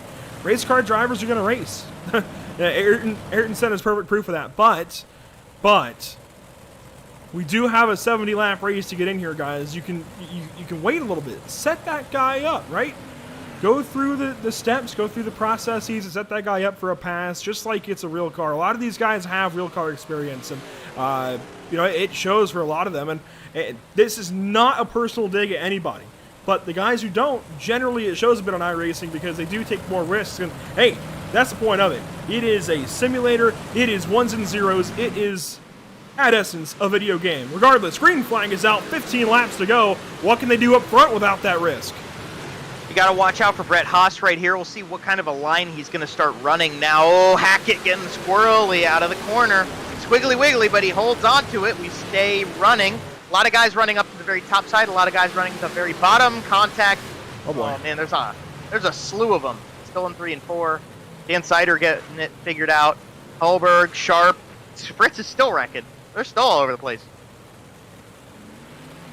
That's maybe one of the longest crashes we've seen in this series as a whole. We'll go back and get a look at things. And again, we come down to it. There's 15 laps to go, and these guys, they want to go race. They want to get positions. They need to. They're stuck back in this field, but man, unfortunately, it does end up in a lot of incidents like this where it's just a little bit of contact, sends guys around, Sider on the inside of Fritz, and everybody else piles in. Yeah, you see Susie, Sharp, Holberg, Pereira, DeRitter. They're all still, and look at this, see Pereira and Scott Fritz stuck on the top side of the 96. That's why this wreck's still going on. Holberg into him as they get things figured out on the front stretch. I think one guy that I'm really looking at right now has been benefiting from these yellows is last time's winner Garrett Zacharias. As you see Scott Fritz pull off the racetrack, go to the pits to work things up a little bit on the 48 great call machine. For Zacharias. Great call. You can continue with the point here, but great call on Zacharias. He's in 8th. Yeah, Zacharias has stayed out of these cautions and stayed out of trouble. He's worked his way into the top 10 now. He's got time, and we know he's strong. Garrett has been, he's got 2 wins already this season. Could have contended for the other, but this is something to note. As we're getting close to 10 laps to go, the time is ticking for Garrett, but 8th place with the way this race is going and what we know Garrett Zacharias can do, he's lurked his way up this far. We'll see how much further he can go. That 71 is a strong competitor, and I think the biggest thing is that he's staying away from those troublesome wrecks and staying away from being part of the cautions. A lot of you guys checking in. I see Terry Kevin Clark out of Van Etten, New York, cheering for Garrett Zacharias. Daniel Correa out there chanting for Tanner. Peter Charles rooting for Brett Haas. He's leading this race, about to get this race restarted. Green flag back out, 11 to go. We go single file, and maybe a couple of those guys got close to the inside wall in turn 4. Brett Haas goes to the top side, Brandon Plank to the low side. Travis Miller watching them actually gap him pretty good as Plank trying maybe for a slider. not enough space, and Brett Haas is going to thunder around the outside. Plank going to try again. Haas going to defend into turn 1. Bounce the wall, get some momentum going again, but Plank's going to set him up in 3 again to do the same. Do we get a slide job? It might work. Haas is going to have to cross him over, I think. Contact down the front stretch. A shot in the keister. Another one. Here comes the thriller on the outside. Haas gets all checked up. This might be all that Brandon Plank needed. He finally gets that 55 cleared. Here comes the 22 of Miller. Caution flag again. It looked like Brett... Oh, there's Hunter Holbert crabbing out of turn number 2. He's involved. Dev Petro, I think, is involved in this one as well. Brett Haas was doing the same thing. He was staying to the top side the whole way through this race, and it was just a matter of time for that inside line to start working in enough that someone like Travis Miller or Brandon Plank could take advantage of it, and he did that time. And that was what we were waiting for. And so now the 77X is going to be leading the way over the 55. We're going to catch the replay back here as Holberg's going to run through the corners 1 and 2 this time. He's very alone right here. He's got a lot of space, so it's going to be interesting to see what happens to the 99. Holberg in his first A-main of the season so far. You see Cardinal getting a little bit squirrely in front of him. Oh, he got into that wall all on his own. That was just completely too high up the racetrack and into the wall. Korea, oh, they're still pulling into him a little bit, but that was pretty lonesome, pretty straightforward on what happened to the 99. There was some extra activity with Scott Fritz and Gavin Isley, but the focus there certainly Wild Bill, Hunter Holberg, getting a lot of... Oh, he's still crashing under yellow now, and he finally escapes, says he's had enough, goes back to the pit lane, but this will be an interesting little restart. Going to have 5 laps to go. I see Susan Meisler cheering on Dean. Of course, he is... Let's see, he is kind of fallen down the order, but actually he's starting to come back up. Where is Dean? He's 15th right now as we come to the green flag, Susan. So he's got a great chance at some awesome spots here towards the back end of this race. 5 laps to go. Can Brett Haas get back in front of Brandon Plank? We're going to find out. Green flag is out. A great launch for Plank, and Haas stacks it all up. Brett Haas, he got that inside tire off the inside wall, and that stacked the whole field up behind him. Jamie Porter, Ryan Beagle, they are in the fight. Brett If Rouse this goes right green, there. it's a done deal. If this restart goes green the whole way for 4 more laps, it's a done deal. Brandon Plank has won this race because of that restart, but everything else is up in the air. The thriller on the top side rolls through the middle. Beagle down low. Porter's in it as well. Miller trying his best. He's in the middle in the corner. Brett Haas goes to the high side once again. Miller staying low, looking for a little extra grip contact behind him. Hackett and Porter got into each other 3 more times around, rather, as Miller stays low. There's a little bit of grip down there, and he's staying even with Brett Haas down the backstretch. I think you need the top side to actually be through the middle to be fast on it. Here we go. Haas now going to cross Miller back up. 2 laps to go. Popsicle stick in the air. Miller to the outside. Haas on the bottom. Rowell's still holding on as he goes to the top behind the 22 machine. Brandon Plank all in his lonesome up front as they stay side by side for a second. Out of the corner, white flag was in by Tucson Sound Art, going to be given to that 77X, and he's got things under control. There we go. Brandon Plank going to collect a second race win and move even further out in the point standings. Last couple of corners for him. Behind, it's a heck of a battle to the line. We'll see it all happen here. Haas, Miller, and Moore fighting. Brandon Plank wins. Then it's Miller, Haas, Beagle, and rolls across the line. Oh, and Zacharias was trying to make a move. They wrecked across the line there as the rest of the field comes through to get the checkered flagman. Brandon Plank just got given the opportunity of a lifetime to capitalize, and boy, he didn't really have to. Yeah, he didn't have to do a ton of work after that caution restart, but nonetheless, Brandon Plank ran a stellar race, well-deserved race win. He's been so strong, and he knew when he needed to make that inside move, and that's what won him the race. You got to feel for Brett Haas. Such a fantastic race run, but comes up short. It's a 77X who gets to pull into victory lane. A winner. A 2-time winner on the season. We've had 2 winners in 4 races, and they've alternated wins. Zacharias Plank, Zacharias Plank. Do we get Zacharias next week at Knoxville? Boy, we could be in one weird cycle here on the BRP iRacing series the rest of the way home. What a race at Weedsport. We're going to take our step aside as per usual. Don't go anywhere. More coverage on the way from race number 4 of the BRP iRacing series at the Weedsport Speedway in New York.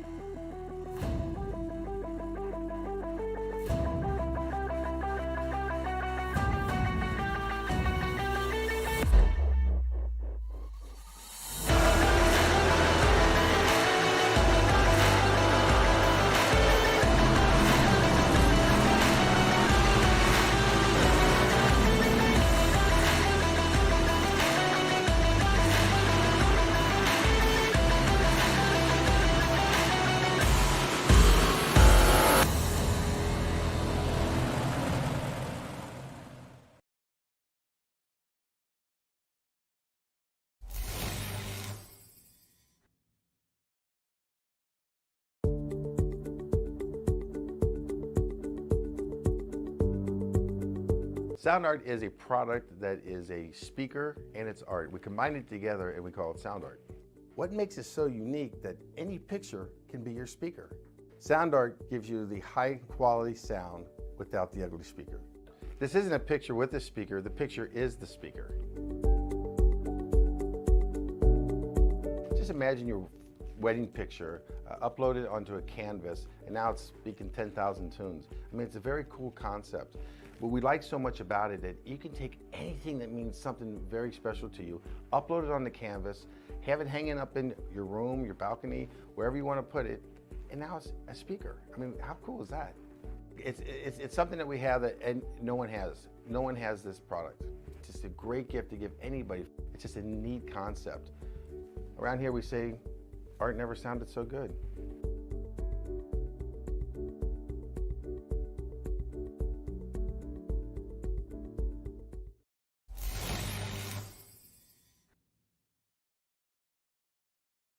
Have you found yourself trying to hide your joy because you're unhappy with your teeth? Your smile is the first feature noticed in an interview, on a date, or in family photos. We want you to be able to shine bright as your best self, and our teeth whitening system is the perfect step toward restoring your confidence.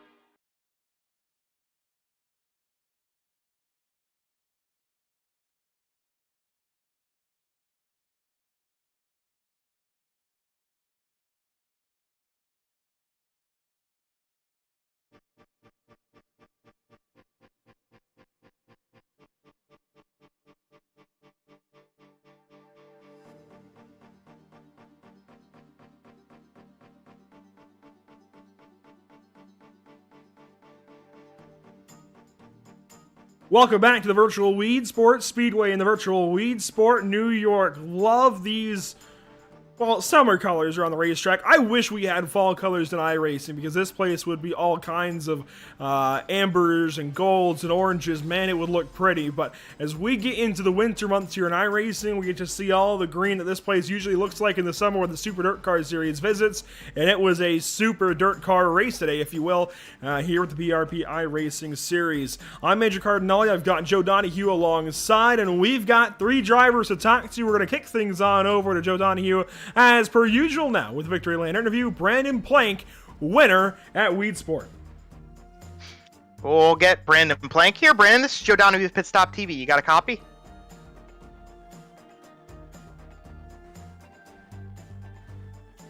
Yes, you got me? There we go. Yeah, we got you, Brandon. All right. Well, hey, congratulations on another win. That was a hard-fought battle up front, and there were a couple of guys fighting with you, Travis Miller and Brett Haas. How'd you figure out what you needed to do to get around those 2 cars? Yeah, I was searching around a little bit there. The bottom was so thin around the inside of the wall, but I knew that I wasn't really going to have a chance to get by him if I was just kind of following around the top. So, yeah, just tried it down there, and you gotta wait so long. It's so tough down there because it's so thin to the wall. But yeah, that's kind of all that it took. I think the cautions kind of helped. We went single file there, so I was able to fire and get right to the bottom. And you know, racing with those guys was a lot of fun. Brett ran a good race, and Travis has been fast every week.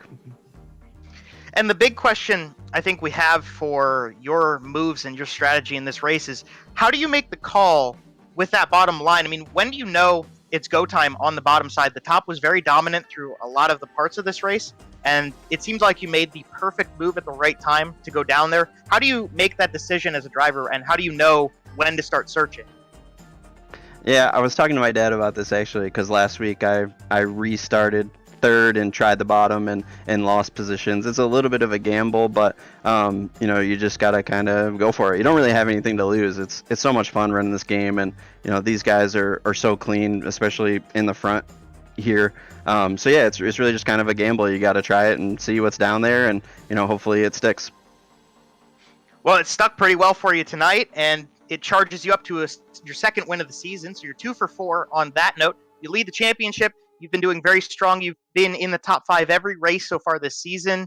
How do you keep that consistency up? How does that make you feel moving forward, especially to Knoxville, about leading the championship and about trying to contend with these guys further through the season?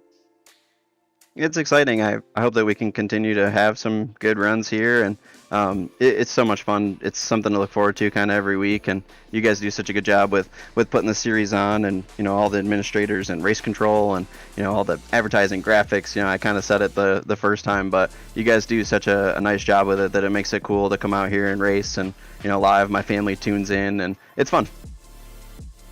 Well, it's certainly been fun, and it's been exciting to see what you work through with that 77 car tonight. Tell us who helps you out with that machine, helps you out getting through these races, getting those wins like you did tonight. Who you have to thank here on the broadcast? Yeah, just you guys, and probably my dad mainly. I talk to him a lot. I don't get to race in real life, so this is kind of my my racing fix. So I end up kind of bugging him quite a bit in terms of what to do and when and what should I be looking for, and so he's a big part of going good on this game, and we take it pretty seriously and we have a lot of fun with it. So absolutely, Brandon. Well, everybody gets their moment at some point in time. Hopefully we'll get to see you out on a real racetrack at some point in your future. It seems like you'll have a good show of things when you get that opportunity, but for the time, congratulations tonight from us here in the booth, and we'll hopefully see a good showing out of you next week at Knoxville. Yeah, thank you guys. Have a good night. Same to you, Brandon. And that is your race winner tonight, 2 for 4 on the season, in the top 5 every week, Andrew. And you're going to get to talk to another guy who's been very strong this season. I'll hand it over to you. You got Travis Miller. And Travis doesn't quite have the stat line of Brandon Plank or Brett Rolls, but man, it's been a really solid start to this season for Travis Miller, with the exception of maybe one race. Another solid, great race here. Always in the mix. What happened those last couple of restarts, buddy? I think we just got behind there on the one restart. It gave Brandon the spot ahead of us, and then it was single file after that. So it was going to be tough, and I just got I was overdriving a little bit on the top of 1 and 2, and when he made the move on Brett, I wasn't close enough to capitalize at the same time, so he pulled away a little bit, and that was pretty much how it went. I mean, we had a pretty good car. It was good on the top. He was making the bottom work really well. I still think the top was the dominant line, but he made the bottom roll really well, and then by the time I got around Brett, I mean, it was the last lap of the race, and we just didn't have enough time to catch Brandon there. And we theorized a bit about what line was working when, and as to why that was.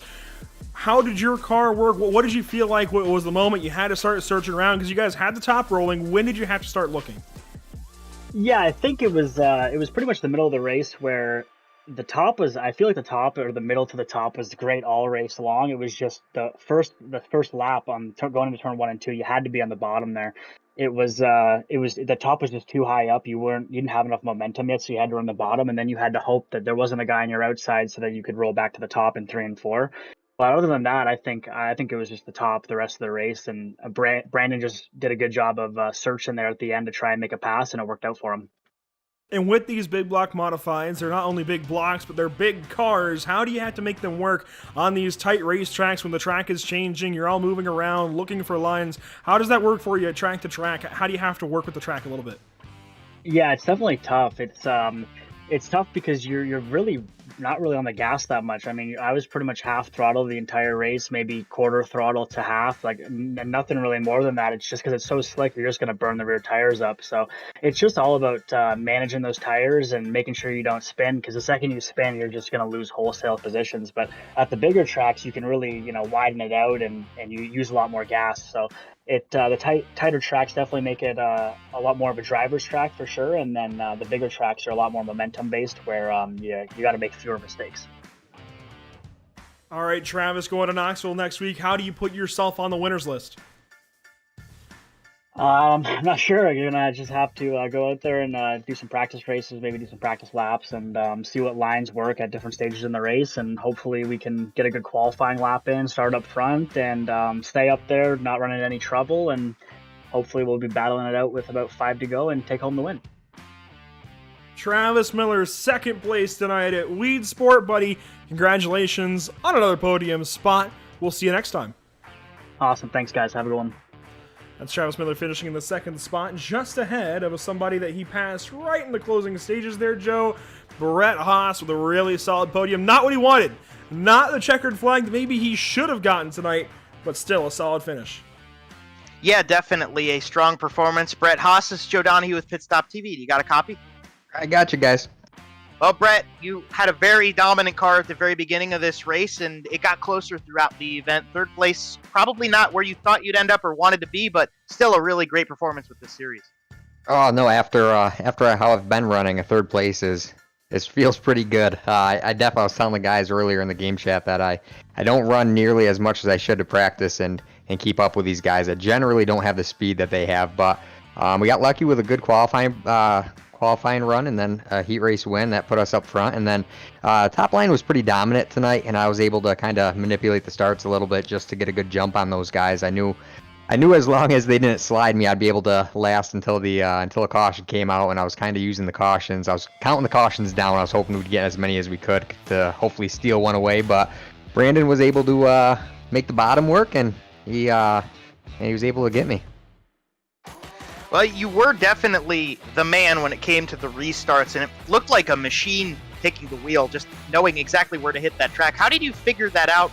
And obviously you said you were using that to your advantage throughout this race, but when the time came and the green flags were coming, how were you preparing yourself to defend against a thundering crowd of guys behind you? I knew I just had to kind of pick different spots to start on, and I knew how slick the track got, that I'd really just have to roll the throttle and kind of push them out as far as they could get into the black, just so that they couldn't really get into the grip and hook up. So we were able to do that a couple times pretty well. And then, like I said, the last start, I didn't get as good of a start. I think I jumped a little too early, and I got the car a little too sideways in the black slick, and I think that gave Brandon just enough momentum. And then they were able to, then Travis turned up the wick a little bit the last couple laps, and he was able to pull a little slide job. And but I'm definitely happy with the third place run tonight.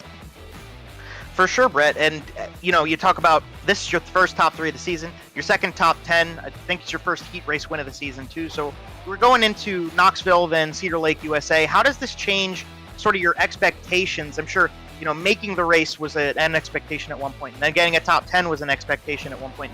What kind of goals do you set? How do they change as you start getting these better performances? And how do you make it sure that you hit those goals and you keep performing this well throughout the season? Oh, I just have to have a lot of time on the rig here and just keep turning laps at every track. And I spent about an hour practicing beforehand, but I have a newborn son, and so I want to spend as much time with him. So I'll take it as I can get it. And if I have a decent run, then we'll chalk it up to a good night. And but I just don't have the time to spend on here to adequately keep up with those guys. I mean, if we get a lucky run like we did tonight, then I'm totally happy with that. Well, hey, man, congratulations on that, new dad, Brett Haas, right here. Obviously, you want to spend time with your kids and, not waste too much time away getting ready for these races when you could be spending that genuine time with your family. But nonetheless, it worked out for you tonight. You had a very strong performance with that 55 car. We know you've been very successful over the summer, too, with your real-world race car that this one is modeled after. But who do you have to thank for all your performance and success you've had tonight, and everybody who helps you out with that 55 machine? All my sponsors on my real life car that transferred over to this thing, and then obviously my wife for letting me do it. She told me if she told me no, then I wouldn't be doing it, but she lets me do it one night out of the week. So that's not too bad. So I got to thank her, obviously my parents in real life, to support everything. And other than that, you guys for putting this on, B for running the series. You guys are doing an awesome job, and congratulations to Brandon and Travis. Absolutely, Brett. Well, it's a pleasure to have you here in the booth with us. I've been watching all your work over the summer with your big block in the real world, so it's just great to see some good success from you here tonight. Hopefully we'll get to talk to you a little more throughout the season. You continue to spend time with your family, spend some time with us on Monday nights, but it's been a pleasure. Congratulations on your third place run tonight. All right, buddy. I appreciate it. And there's Brett Haas coming home in P3. Very strong tonight. Got a heat race win. Got that top 3. Just checking through and making things go the way he needs them to, Andrew. Yeah, really solid night for Brett. Again, not what he wanted in the end result, but showing that he can get up there with the big boys in this BRP iRacing series, can contend for race wins, and can certainly bring the heat to these guys up front. Brandon Plank wins again in the BRP iRacing series. Second win now on the season. Certainly reaffirms himself as the points leader. I'm going to stretch that points lead out by quite a bit now over Brett Rolls, who does keep his streak alive, now finishing in every single top 5 so far. Ryan Beagle joining those guys in the top 5 as well. Jamie Porter 6th, Garrett Zacharias 7th. A good day for him overall, especially with where he started this race. The straight jacket Michael Hackett will finish in 8th. Joe Matthews matching his car number in 9th, and Andrew Clark in 10th. You got 11th place on the final grid. Alan Slight made things work to get back up there. That's pretty good for him in his first feature event of the season. Dennis Cardinal finishes P12. Mike Wenner's going to get 13th place in that 23 on his return after being off last week. Dean Meitzler in 14th, pretty solid performance for his first A-main of the season. Matt DeRitter rounds out your top 15 in that 03 machine. Jeff Sharp in the 28, caught up in a couple of things throughout the race. 16th for him. Ryan Susi going to come home in 17th. Then you got Richard Pereira in 18th. Scott Fritz in 19th. And rounding out your top 20 is the Beef Corby Daniels. 6 more cars on the list. David DiPietro in 21st, and Tana Correa in 22nd. Everybody else was laps down. Kyle went in 23rd, 2 laps down. Gavin Isley, oh my gosh, the heartbreak there, 24th. Hunter Holberg and Dan Sider will complete the listing of 26 cars. They finish 25th and 26th. It was a good one, I dare say, from Weedsport New York. I always enjoy coming to this racetrack. Don't know what it is about it, but these 3/8, asphalt ovals, dirt ovals, doesn't matter. I really like the 3/8 mile length of a racetrack. It just seems like it's got everything that both a half mile and a quarter mile have to offer. For sure, and I think that Weedsport is a very special 3/8 mile too. It's got a lot of character, and it fits the modifieds well. I mean, we saw them diamonding the corners all the night long. It's a really great racetrack for these guys, and they really optimized what they could do with it tonight. Worked in really nice. It was a good time. It was great to be here, and it's the type of track you need on a schedule like this. It really is. And talking about the rest of the schedule, Knoxville Raceway in Knoxville, Iowa, next week, December 6th. Then it's the Cedar Lake Speedway in New Richmond, Wisconsin. And the rest of December will include the USA International Speedway in virtual Lakeland, Florida, and Kokomo Speedway in Kokomo, Indiana. Then we'll head back down to Florida with the Volusia Speedway Park. Leader Raceplex up in Braselton, Georgia. Then it's the Bristol Motor Speedway in Bristol, Tennessee. Fairbury Speedway in Fairbury, Illinois. Eldora Speedway in New Weston, Ohio. And, of course, the dirt track at Charlotte Motor Speedway in Concord, North Carolina. So a lot of great races left. And I think you've certainly got to look to more of these 3/8 and quarter miles as being, well, battles of attrition. You've got to get through the yellow flags, mostly. You've got to stay out of people's way, clearly, and keep yourself alive. I think the half miles maybe a little bit more lively, but I don't know. Next week at Knoxville can certainly lend itself to a lot of big sends up the inside, trying to put your left front right on that berm, and, well, let's be honest, a couple of incidents along the way. Yeah, for sure. And, it's flat at Knoxville, so that's going to make a big difference as well. You go to Cedar Lake, the next 3/8 mile, I believe 3/8 mile right off the top of my head. It's high banked, and it's drives a lot different than Weedsport, but it is that 3/8 mile, so it's going to be very exciting. Kokomo, the next quarter mile, also very interesting. Little bull ring. That's going to be a great show. I'm looking forward to that one as well. And I got to say, from our point of view, we don't know what the plan is. I don't think counting caution laps was planned for tonight, but I like it. I got to be honest, I think it helps the drivers have to police themselves as far as yellows. You've got to stay clean. You've got to keep your car off of other cars.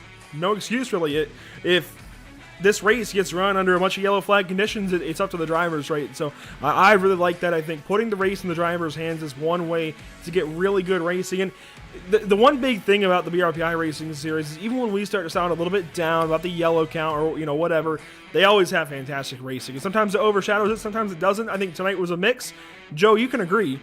Tons of great racing, especially up in the front. The top 10, I think, was great all night long. It was just those guys trying to, I guess, recover their race further back in the field. I think we only had 1 or 2 yellows that came from the guys up front. And of course, it's a mixing group of guys. It's never the same guy. It's, well, the field as a whole. It's just when you get back there, you're having to race to get yourself back up front. It's desperation that kicks in.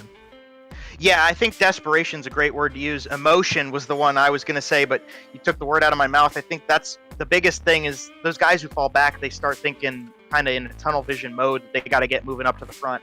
Evidently, some contact persists and comes after that, but nonetheless, they hold it together pretty well, and there was still a lot of really great racing out on the track. While we have this moment before we shut things down for the evening, I want to remind you all that your one-stop shop for all things graphic design is, of course, MDR Designs. Find them on Facebook at MDR Designs, helping you look the best you possibly can. Let's not forget Bicknell Racing Products, of course, the namesake of the BRP iRacing series, as well as Jam Performance on the listing there, third on the list. And of course, we've got Lindy Direct, the largest industrial, medical, and specialty gas supplier in the world. That's right, in the world. Head over to lindydirect.com to find your closest location for Lindy Gas and Equipment Incorporated. And how could we? Well, we can't possibly forget. We were getting to them, of course. Creative turnings, custom wood and acrylic pens, bowls, cutting boards, and more.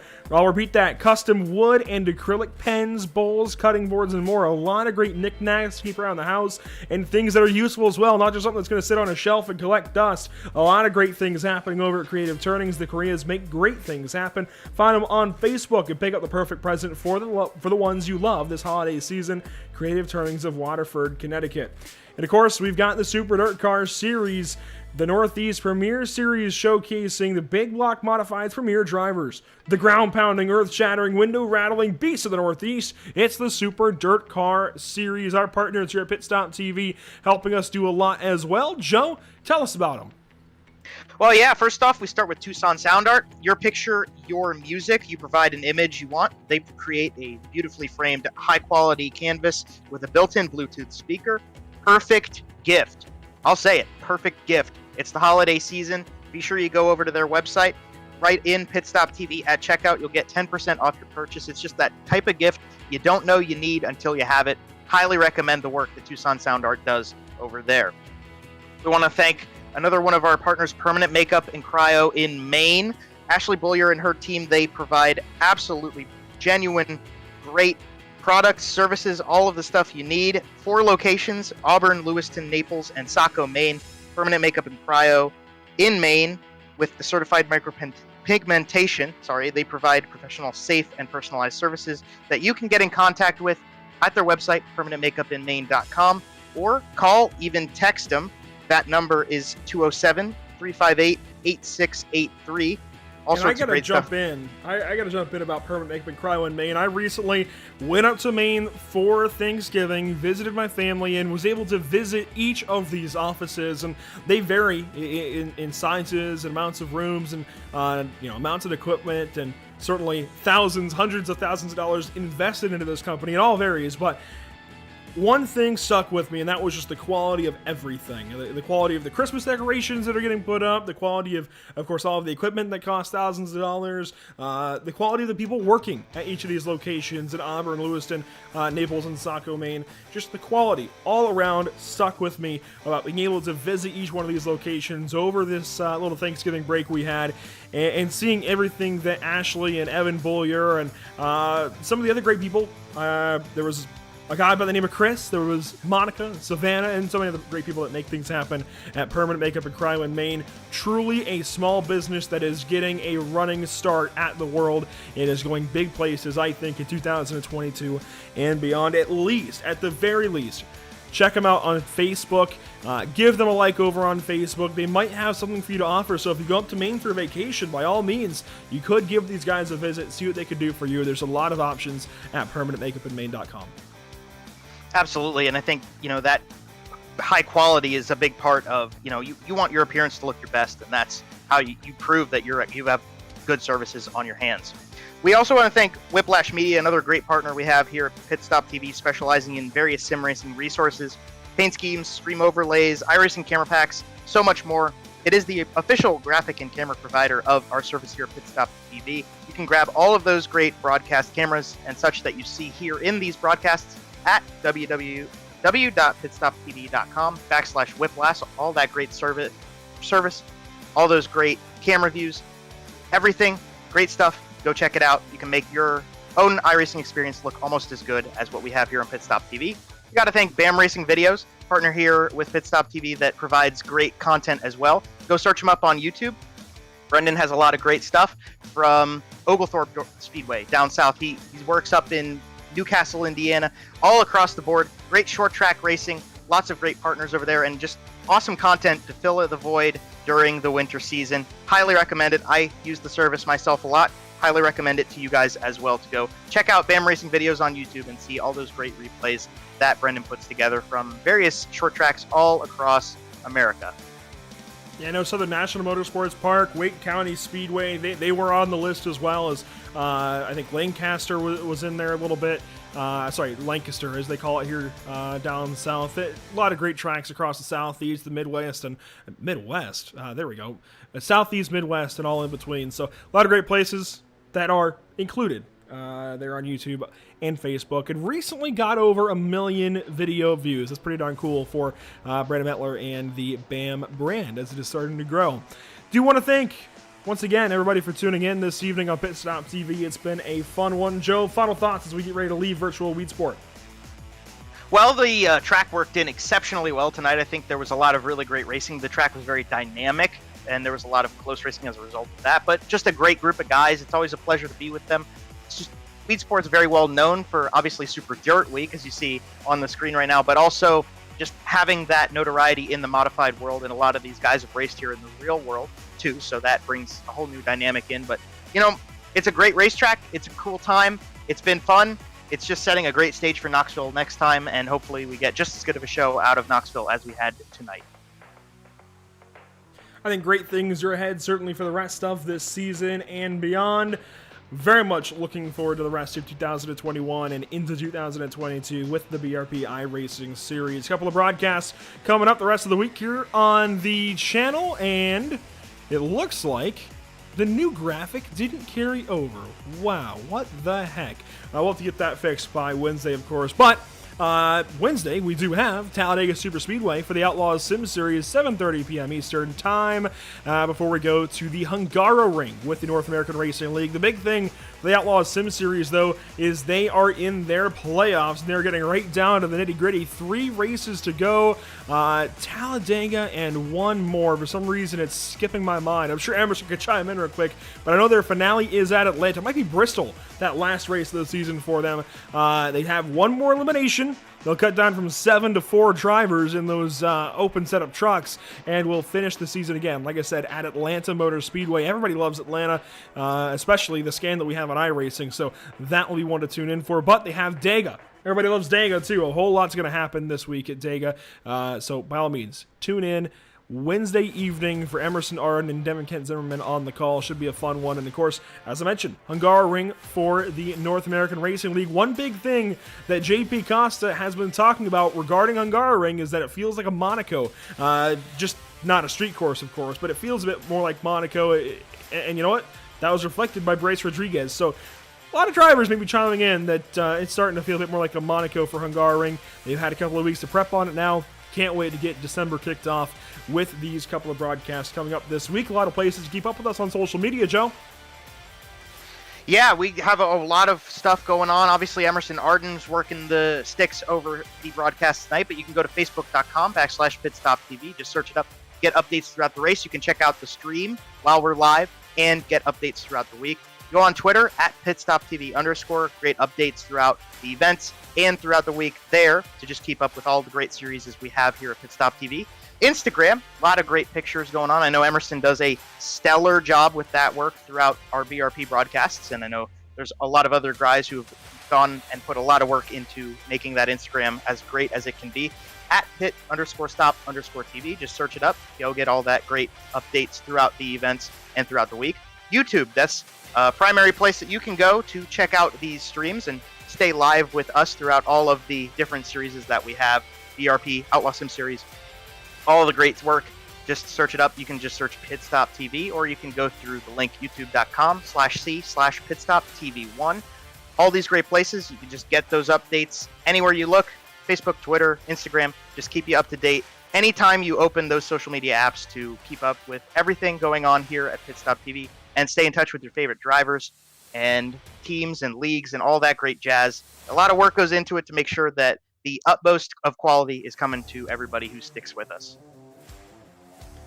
It has been a fun one this Monday evening, the final broadcast that we've got for you in the month of November. Next time we see you, it will be December 1st. We hope you had a very happy Thanksgiving, a safe Black Friday, and a prosperous Cyber Monday, potentially. I got myself a brand new TV, so hopefully you guys got yourselves something nice for Christmas. Maybe your loved one something nice for Christmas as well. So regardless, thank you so much for tuning in this evening. This has been Pit Stop TV.